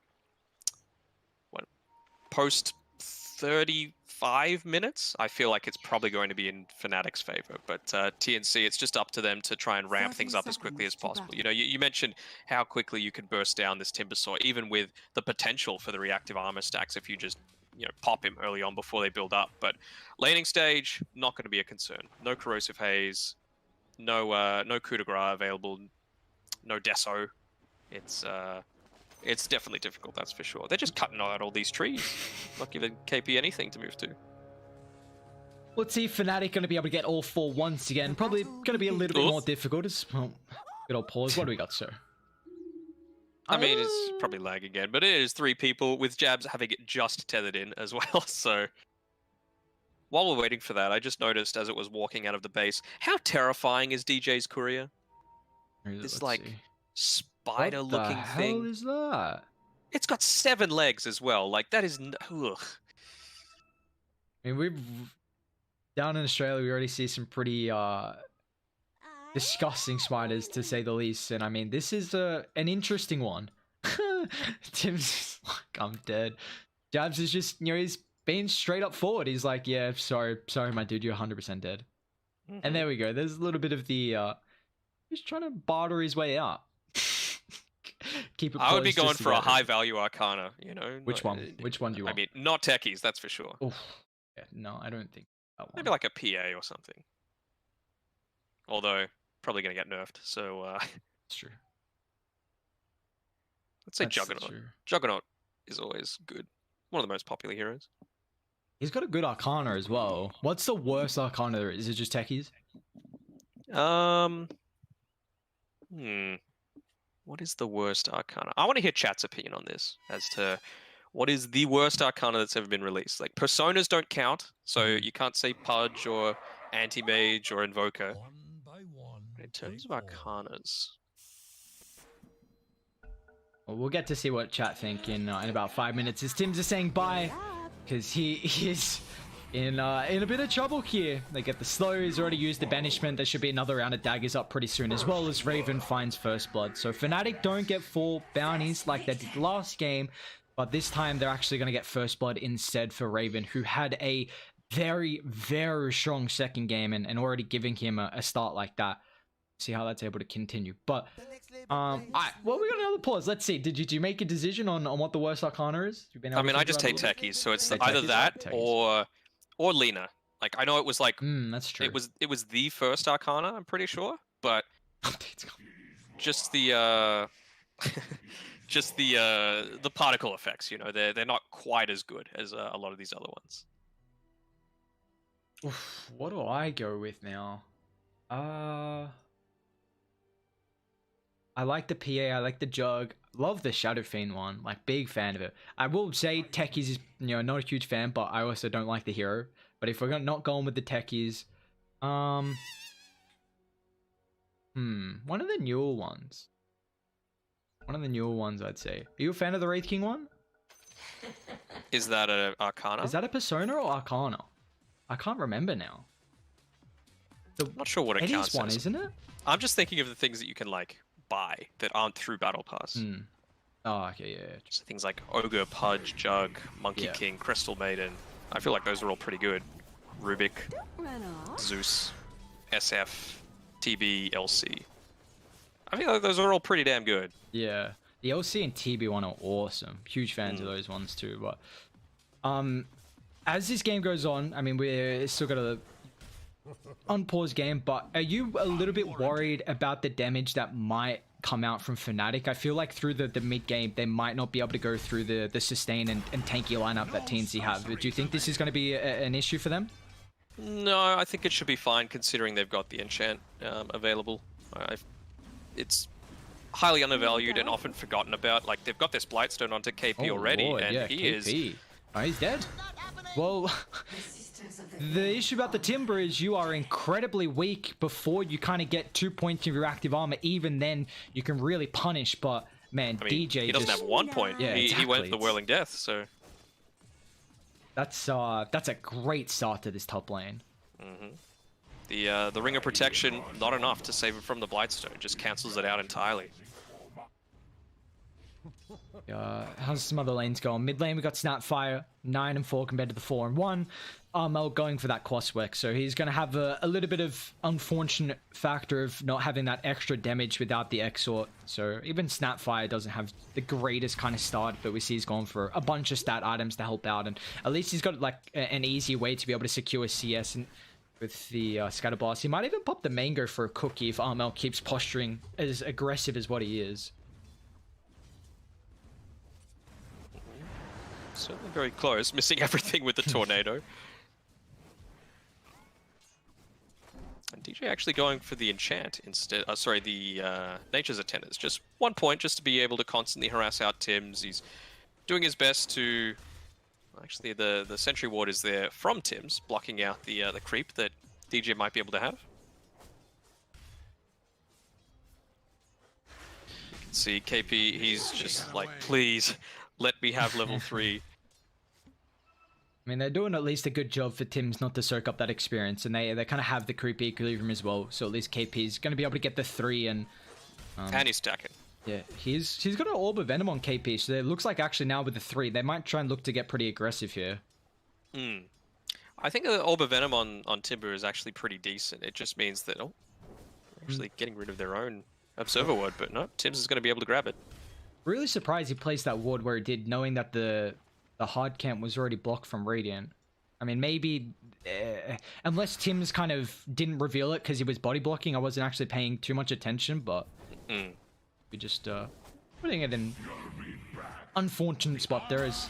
Bot lane though, Irish starter getting pretty aggressive here. Mass shots and jabs, thinking about potentially diving underneath the tower. They got the bashes available. Febby, purification, another round. They do miss the crush. Now the immense amount of sustain. They're gonna go back in though. Febby showing his face. One more right click would be enough. He's just toying with Fnatic at the moment.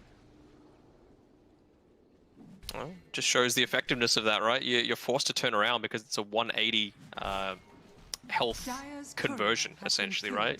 You're healing yourself for 90, they're taking damage for 90. So I feel like they're very confident with that. Waiting for one more point in order to feel a little bit more confident to perhaps go for kills themselves, unless they dive under the tower. But I mean, of course, paired with this Sven, such an OP combination. Just a heads up as well. Chat's kind of caught up when we were speaking about the Arcana. There is a overwhelming amount of support for you saying Lina is the worst. It's just a wall of Lina. That is not a fan of chat. They really don't like that Lina Arcana. Oh, DJ, he went for the courier kill. It might end up costing him. Those Nature's Attendants could end up helping. Oh, just the slow of the body blocks from Raven. Really nice team play coming out there from Fnatic.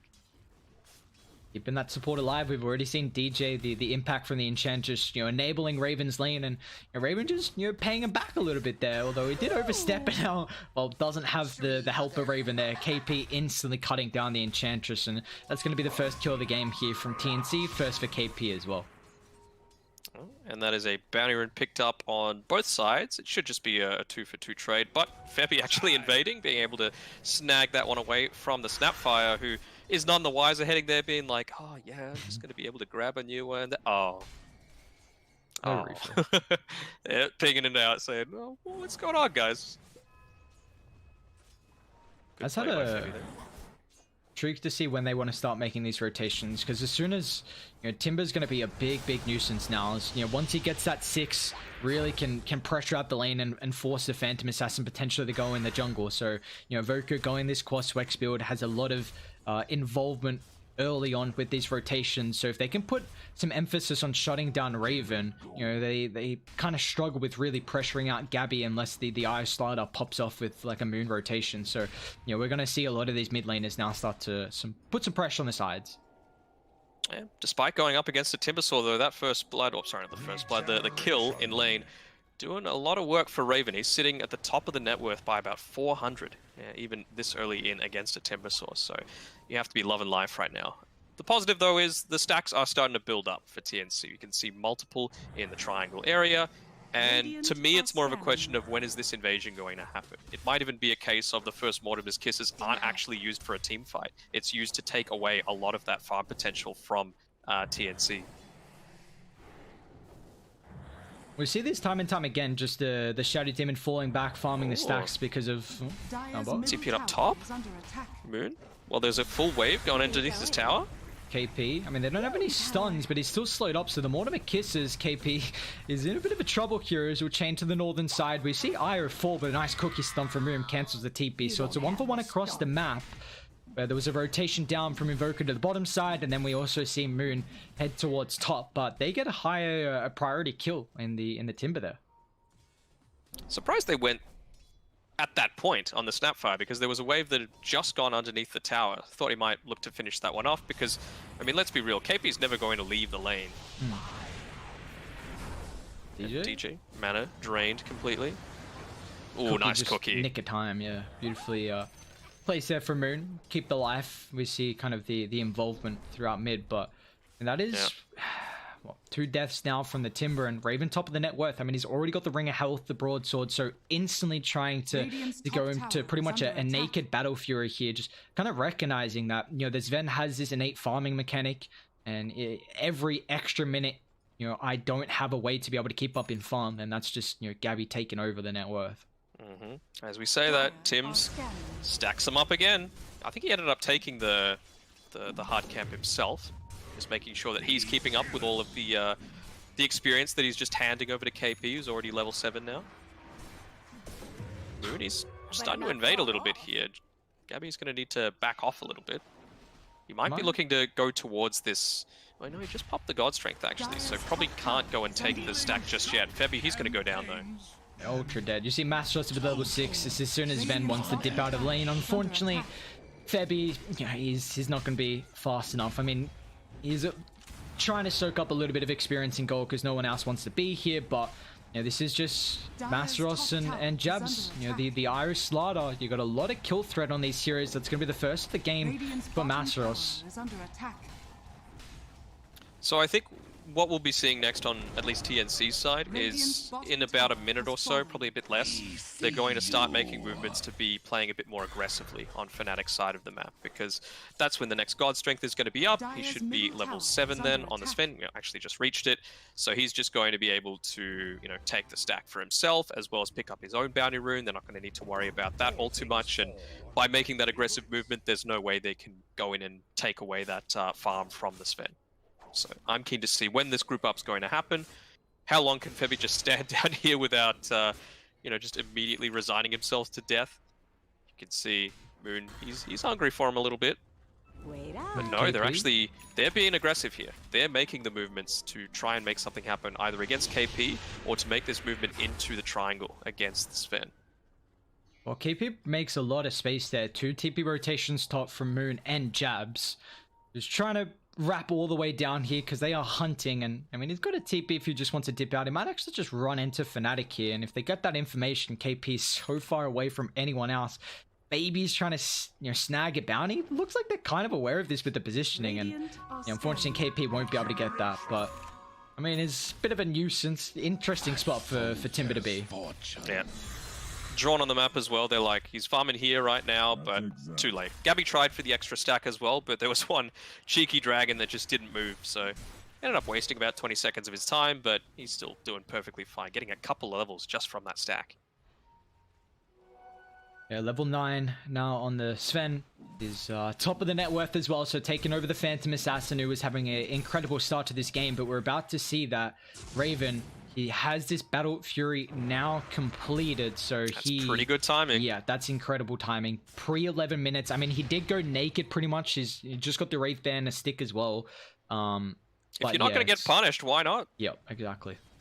And that's in a lane where, down bot though, Masteros is in trouble here. Melantim's wrapping through, completely out of mana. I mean, he's got some 1 charges. Looks like, although Fnatic, they're not going to try and help out Masteros' Slaughter down here. So TNC, they get a bit of a pick off. You know, still just continuing to relieve the pressure across the map, allowing the Sven to find a lot of farm. They did try and relocate for that save, but Jabs looks like he's going to be able to get out. Yeah. I mean, this is the other thing as well with the PA picking up such an early Battle Fury. Like, the Sven just took the first big stack of Ancient Camps, but he's still quite reliant on the God Strength to make anything happen. Whereas PA doesn't need all that much of anything, just the Blur to be off cooldown, essentially.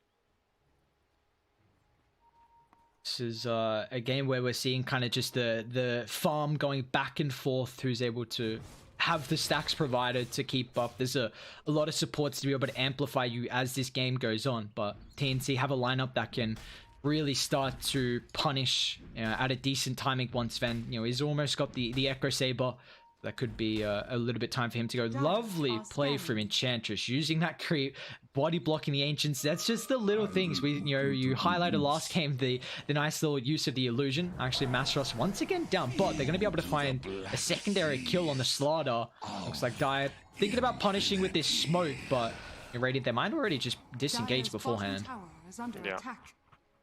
I think they've got a lot of kill potential just with Moon and DJ, to be honest, although this mid lane, if you're going to go searching for kills, you're giving up a lot of your information, especially taking away this ancient stack on Raven. IO has to be there to be able to make it a reality. And yeah, like you mentioned, that Naked Battle Fury means that you're just resigning yourself entirely to farming. There is no teamfight potential unless it literally falls into your lap. Well, Moon went Boots of Travel very early here. Okay, so we see a lot of the Aghanims rush and then Boots of Travel afterwards as Moon. Okay, so is this just, they don't have ways to shove out the lane? I guess Slaughter, Ira, not the greatest. The Enchantress, you can be okay with the creep depending how you max it out. Once again, Mel Tim's, the gank train has arrived down bot. They got a really nice ward on the backline as well. So seeing the rest of Fnatic, if they were kind of setting up, and now the Tornado even finds Raven as well. He needs some help right now, but it looks like he might not get it. Enchantress is coming over. They need at least the target to be able to get the Phantom Strike, and Raven will just survive. Surprised that they didn't commit even harder onto that. No disruption used. It's leveled up to level 3. Meanwhile, it's just, slowing down the Phantom Assassin farm while Sven's continuing to push forward. 1,400 gold in the bank now. Intrigued to see what Gabby wants to go for as his next item. What do you reckon? Is it just a BKB, or is he going a little bit more greedy without the BKB? I feel like you don't need it quite as much because you've got the Omni Knight, which, it doesn't quite fulfill it entirely. Yeah, DJ's dead. But you've also, like, the Heavenly Grace means that you're not caring all that much about, all these stuns and everything else, right? It's just going to be lasting half the time on you, essentially, with all that status resistance that the Omni's providing to you. So I think you can just go straight into an Ags and be that initiator, allow KP to perhaps be following up on things. KP? Straight on top of Moon here. Mastros just had the blink picked up. Let's see if they want to reveal it for the fight. Moon is in trouble, needs the help of the Ire if he's going to be able to get that relocate save. Potentially does. Although the Tornado, Tims will find it regardless. So even with that relocate, a little bit late. And let's see if TNC want to run up the high ground here. They're going to be careful for Fnatic. They actually want to fight Mastros straight on top of the Shadow Demon. They're going to try and bring him down. But there we go. The GA banishment as well. TNC going to try and look to turn as Mastros will fall. Now DJ's pushed out a little bit too far with the cold snap. Spirit Vessel. Bye-bye Enchantress, and Fnatic getting chased back underneath the tier 2 tower. Getting punished for trying to turn that fight up on the high ground there. Yeah, and that's more bounties as well going for them. They probably should snare all 4. And Sven is just continuing to farm, make his slow rotation around. If he can get it onto the back lines, this could still be a team fight that goes in favor of TNC, even though they used a fair amount of their ultimates there, Guardian Angel in particular. And that was a fight where the Phantom Assassin was showing up there, and they don't really get anything out of it. So Sven just continuing to find so much farm, and now the Invoker has a Midas as well. We've seen these early ganks coming through from the Armel Invoker, paying off drastically. And now he has a way to be able to scale into the late game as well with that Midas. It's a big issue, Crosswex Invoker. You can kind of fall really flat early. You don't have a strong kind of early to mid game, but the fact that he's had a good early game, now with the Midas can really start to scale. But Dio, Moon. It's off the mark. They need Mastros to lead forward first, and they will be able to do so. There's the Bash trying to follow up with the extra attack speed thanks to jabs. KP is going to try and force out the Eye, but it doesn't matter. They set up for the Mortimer Kisses and bring down the Invoker. Radiant, they're coming over. But it looks like without that help of Armel, they won't be able to kill those Gabby. I mean, he doesn't give a damn. He's got the Omni. He knows how incredibly strong he is right now, and this is at least the Sven not finding farm, and Raven, what has he got at the moment? It's about to be a Mithril Hammer and that Blightstone, but he's still really needing some items here. And they're going a Silver Edge here onto Gabby, so just wanting that way to get through a lot of the passives. Oh, I mean, I guess it means you can man mode against the PA a lot trouble, more. actually. They get crit. Now with the TP rotations, just a bit too late. Let's see if Fnatic going to be able to sniff him out here in the tree line. Armel and Fabi committing down. Looks like they don't want to dive too far, worried about some extra rotation. So that's a nice kill on the Timber there. You get what you can get. That's Reg now complete. Here on... Look at this, he's blocking up the camp again on with DJ, just with his ghost. I mean, that feels like those are some of the small plays you really need. And up on the high ground, Masros who's the target, straight on top of the Shadow Demon. If they can break him down, that's a perfect target to be able to do so, getting rid of the Banish protection. And it looks like they're going to turn to Armel instead. The Corrosive Haze, he's in trouble here with all the minus armor. Raven's just going to be able to jump forward with a Phantom Strike. Sven's coming. They even lose the Shadow Demon as well, but Sven with the wraparound. Let's see what he can show up with. He's got that Silver's Edge, but they threw another. They can see him. T and C, they've lost 3. Now they've got the vision as well. Gabby's going to try and look to turn, but the stun, can he find Startup before he dies? The cookie just in the nick of time. KP's going to help out as well, but Gabby's lost his life, and now KP who get the chain away, but it's a triple for Raven. That's a massive fight for Fnatic here as they get, you know, the Invoker and the Shadow Demon to start. 2 of the really important ones, and just the Sven a little bit too late. Yeah, a little bit too late, and of course that Sentry Ward providing a lot of information. Doesn't clip onto the high ground, but actually it being there reveals the Sven just as he's able to walk on through. The Ghost, of course, getting him a couple of times. Not just the movement slow, but the attack slow as well, lingering into that fight. And what was about a 6,000 net worth lead for TNC is now dropped down to 2,000. Fnatic have done such an incredible job to be able to drag this game back of, you know, what wasn't definitely out of their grasp, but we said that kind of this early to mid game could be a little bit worrisome for Fnatic, and they've kind of, you know, slowed it down, giving them an opportunity to be able to make it to the late game where we see this Phantom Assassin keeping up in the farm. Even Moon as well. We've been, you know, so impressed with his performance in game 2, and now this game 3 Snapfire, 4-1 and 2, third in the net worth, is having a good game so far. And guess what? He's got the Aghanims. Yeah, just enables that Slardar even further. It means that you can start to pair this IO with the PA. You know, PA's got a few items as well that are going to enable her to just transition a lot easier. That Desolator finished up. She's going the BKB. She doesn't need any sort of Aghanim Scepter. There's plenty of damage. They're definitely not lacking for it right now. It's just a game of survival. Dire are scanning. Well, let's see Fnatic think about trying to defend this tier 2 tower top. There's no vision around the area at the moment from either side. So they're gonna potentially have this high ground with a wraparound play, trying to deal with the trees just in case of TP rotations. But Fnatic, they're completely getting set up. KP, nice positioning. Got a lot of reactive armor stacks as well, so it looks like TNC, they're gonna back off, maybe reset, keep KP in the front line.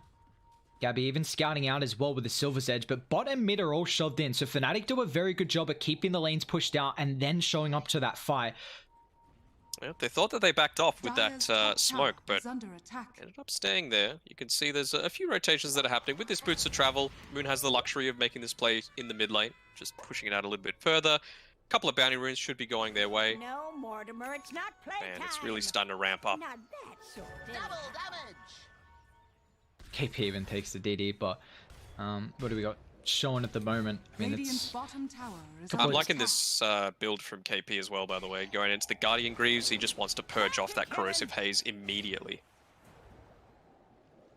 Is it a game where you, like, I haven't seen a lot of yours on Timber, like, whenever we've been seeing the Timber. I mean, it's a more cost-effective, I guess, for a way to be able to dispel, but it's just what the Greaves gives you a lot more than what the yours does for the team. It's kind of weird, right? Like, most of the time you want to avoid the damage, but I feel like KP's job is to soak up a lot of this damage, right? And he needs to just be present in the fight, so there isn't a better option. And so I feel like the Yules, it takes you out of the fight. I know it's only 2.5 seconds, but with this level of Dota, that is enough for the team fight to swing further in your opponent's favor. Well, Raven's getting pretty close to this BKB, and I mean, if he's able to hit that timing before TNC want to try and pressure them out here, and he's going to have a very big item advantage, and it might be difficult for them to control him because a lot of the Invoker and the Timber, you know, their work is going to come through, you know, without having that magic immunity. Even the Shadow Demon as well is going to be a big nuisance as well. So it's just a farm fest at the moment.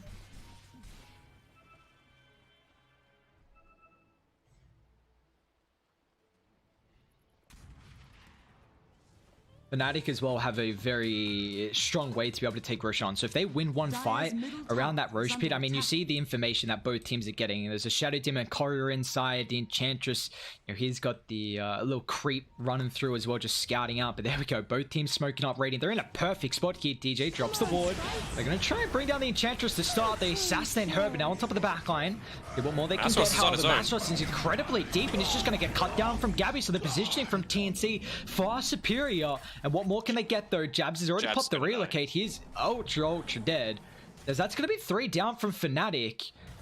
And I mean, they've still got half duration on this God Strength. Do they go in Roche with Alacrity? They've got the Medallion also on Febby. So this is just going to be Roche here from Fnatic, I believe. Yeah, super fast. I mean, it's pretty deadly, and with the Silver Edge as well, they've even got some late game potential as well, just to be able to man fight against that PA. Oh, they're trying kisses. They're trying to do something. He's miles away, but standing still, Tornado just chucked out. But Roche is already down. They're trying to TP in. They know that Moon's in a bit of an awkward spot where he doesn't really have the backup of the team. But they've already been able to take Roshan. So now Gabby's got that extra life. He's almost has the level 18 as well. So just increasing the God Strength damage. No sorceries avail.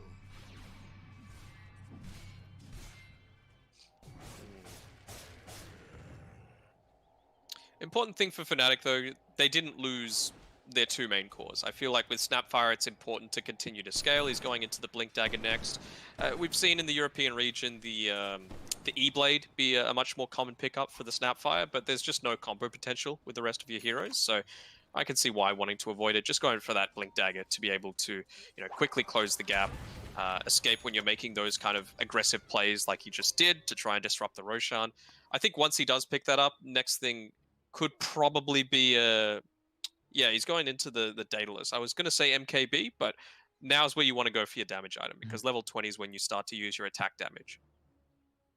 Yeah, the Blink as well is also going to be a really good way to kind of take away that effect of the Superman that Sven just picked up with the Aghanims. You know, we've seen the Blink, the Lotus be some of the bigger ways to really have an impact and kind of make it a difficult fight for the Sven to be able to undertake. But, you know, still with how this is looking, I mean, TNC maybe thinking about starting to get a push coming through that top side.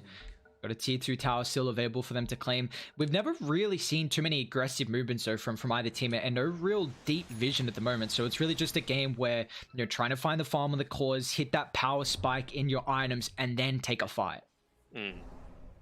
And now is where the armor starts to become a factor for TNC. We can see KP's got the plate mail queued up, so probably going to be going into a Lotus Orb for that one there. If you can reflect some of that onto the Fnatic side, that's going to be hugely impactful.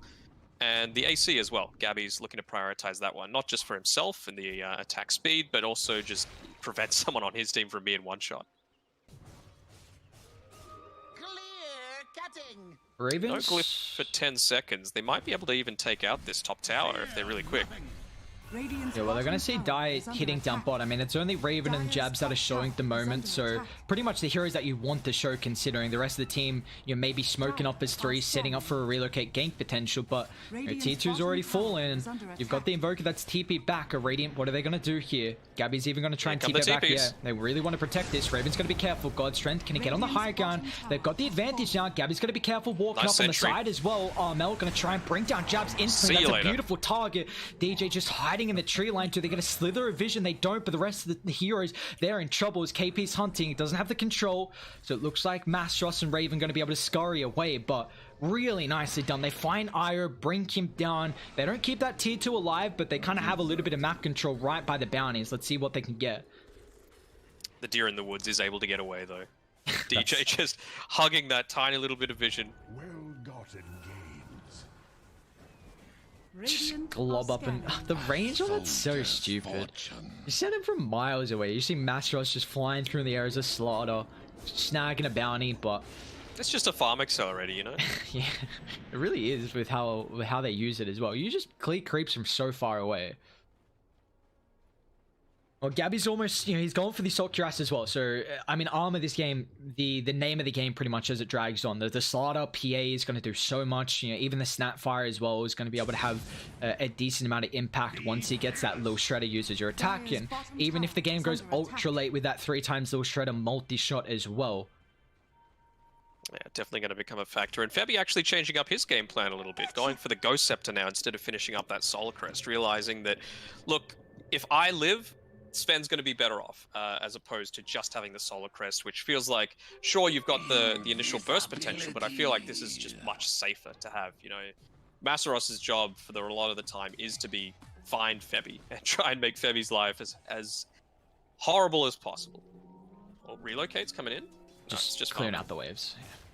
Shove him out, hold the high ground. Let's see if Raiden want to try and get over here before the Relocate comes back. If they can maintain control, they're going to smoke up on the backline as well. Mastros. Nice position with the Invis. Mana on KP. Pops the smoke. Now instantly Gabby, going to melt through the eye. Raven pops the BKB. They're going to try and bring down the Invoker. They're successful at doing so. Can they kite Gabby though? That's a question. Febby getting caught out in the river, but it's just DJ. A couple of the supports are awkward positioning, but the buyback coming through from the eye as well. Fnatic really have to commit for the fight here, but the GA, Morning of a Kiss is slowing them down. Fnatic, they want to continue on, but got to keep in mind Raven with the BKB on Kuhn at once and get Gabby able to deal with the eye. That's such an important hero for Fnatic to be able to continue on in this engagement here, but they got the banishment turn. Sven, he's in trouble. He's still got the H, but just going to try and man fight this. Raven Phantom Strike's able to jaunt off to the southern side here, but they got the Superman from downtown. The dodge. Gabby straight on top of him. They find the Phantom Assassin match chance for the counter initiation, but where's the damage coming through at the moment? Gabby, he'll lose the first life, but TNC, they might still win this engagement here as Moon Cookie up on the high ground. They have any way to cancel? They don't. So it's a 3 for 4. You get the Aegis, but that's a dieback on the IO. A fight that TNC come out ahead in the net worth there, and man, bringing down the IO to start both those times really enabled TNC in that engagement. It feels bad as someone that likes to prioritize, the style of heroes like the Medic and Team Fortress and things like that. It's just priority number 1, and both teams have been pretty good at executing that sort of strategy. Omni Knight has dropped down towards the very start, even using the Mortimer's Kisses to make sure that they can ensure. Because right now, this game is all about Gabby and Raven. Everyone else is just supporting cast. Dire's bottom tower is under how attack. can we buff up our cores, which really feels like the meta at its core. Just a lot of the position 5s being this sacrificial, just strong laning, really enabling your position 1s. A lot of we see the Slaughter, the IO, the Venge, a lot of these heroes that can buff up the mag as well. Just ways to really increase your cores farm and damage, and it's really coming through on this game 3. Both teams have got some way to do it, and it's just who's able to execute the fights and just the vision that can find the jump. But if TNC make a rotation right now, they're going to be in a really good position because Gabby, he's gone into the MKB next, doesn't have it just yet. So PA only level 19 and 3/4. Hasn't made the decision of whether to go that Blur Evasion or Armor Corruption. So I feel like if they were to make the rotation prior to that happening without the MKB, there's still a chance that Fnatic could turn it around. But if Gabby goes right now with the rest of his team, he's just picked up the AC, he's got a Mind Breaker, he is easily dealing out the most damage in this game right now. I mean, TNC once again kind of be able to claim the top of the graph here, and wow, that's gonna be rough for them to deal with, man. And Aghanim's on the Shadow Demon. This is tricky stuff now. Yeah. And Raven, with that lost fight, realizes that, look, they've probably got a lot of money. MKB is probably on the horizon super soon, so let's just go all in on our Armor Corruption strat. Go on the -3 at level 20. Gonna have some next objectives come through in 10 seconds here. The bounties and that outpost. Either team's going to get one outpost, but it looks like Fnatic going to be a little bit too late for the bounties up top here. They're still trying to think about maybe taking a fight. They did get a slither of vision of DJ, so well aware that they're coming over. And again, we see either team not having really any aggressive wards. Well, kind of Radiant down bot. This bottom lane ward is pretty much the only one at the moment, and also kind of top as well, I guess. But none really real out far in the jungle, just kind of defensive, really setting themselves up. And, well, here we go. TNC, they're going to smoke up. They're not grouped at the moment. Mastros once again with another invis by the timing of that smoke. Beautiful positioning, but Gabby, he wants blood. Unfortunately, he won't be able to find it. That's the second time. They're actually coming back. They just lost that ward. They're going to be careful here. See if they can get in position. Timber coming through with the lane as well. KP, bit away from the team at the moment. Do you really want to initiate on top of a Timber? See Mastros playing around with Gabby. Well aware that that blink always going to be able to dip out. He's they level don't want 20 to hold. as well. That cooldown reduction. Extra impactful. He's close to his Shivas too. We're seeing a lot of plate mail items this game around. We've got the AC, we've got all the armor onto KP as well. Man, he has gotten super lucky with these neutral items. He had the Ironwood Tree for the early game, just enabling him to get all these extra pickoffs, and now the Craggy Coat. Not really caring about the attack speed, just wanting to avoid getting popped at the very start. So he's reached that critical mass.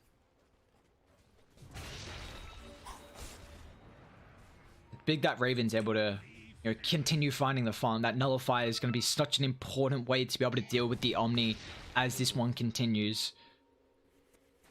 But it's just, can they find the farm? No one's really been able to get any big fights, recently.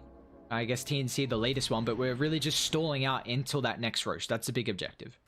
And with Fnatic, they're needing Masros to be this true third core, right? He's not a supporting cast member for that, right? You can see just with his item builds going the BKB, he can't afford to go a Lotus Orb. He just needs to be able to dish out damage, blow up the Omni Knight, blow up the Shadow Demon first and foremost. Oh no. Hello there, Enchantress. That's a nice little free pickoff. Just baiting out with the invis, snag the haste, gets a kill. Peekaboo, and now Dire probably want to continue holding the higher ground here, but they're actually going to gobble up and try and punish this. There we go with the crush. Can they chain lock him down before the BKB? Febby's right there, gets out the GA, but where's the extra survivability coming through? Gabby needs to retreat, but the haste is going to be enabled. But PA popped the BKB now, but the Purge, they're completely controlling. They're going to be careful. Phantom track down. There's the super straight on top of it. No! PA's gone. The damage for the Sven's through the roof. Iron's going to drop as well. Mastros is in trouble. He's got the spider legs, but it doesn't matter. The Sven triple kill. KP hunting DJ as well. Fnatic, they committed to that fight, but the drag back from TNC, and now they want more blood. Armel's hunting. Do they even dive inside the base? They don't give a damn. DJ is caught out here. Cold Snap sets up Spirit Vessel, 4th death. They don't have buybacks on 2 heroes. Moon going in. Is this where you want to be though? Superman back forward. Moon, what? No. 5 down on Fnatic. The instant tips. I was thinking when TNC was starting to make that little bit of a retreat straight after the Guardian Angel, like, well, what are they doing? Because DJ had just brought back. That's the only way that they had to deal with the Guardian Angel at that point. So they were fine just to continue the fight, but just waiting out that BKB, baiting them in that little bit more by that hunger for blood that Fnatic have, and that BKB running out just at the worst time, diving in, connecting onto 2, and yeah, there's not too much you can do against a Sven Omni Knight combo when you come online like this. Just filthy stuff from TNC. The overcommitment, unfortunately, for the Phantom Assassin. You see that demonic purge as well. Shadow Demon even gets... Oh, such a nice neutral item, I should say, for him. The telescope, man, that's... You couldn't ask for better ones, to be honest. And now they can just walk back after a full set of racks mid, the melee racks top. What's on the cards? A cheeky Roshan, and already TNC have such an advantage. Now going to get amplified as well with that extra life and cheese. By the way, Sven can now cast Stormhammer from the other side of the map with that telescope. And he's got the Abyssal Blade. Oh, and with another kill, he'll probably have level 25. Like, what do you do? PA's just completely controlled through BKB. Like, they got Purge, they got Abyssal. Yeah, pick off the Shadow Demon first. That is the plan. But you can just see Tibbs is nowhere near the fight. He's like, well, maybe I'll stack up a little bit more.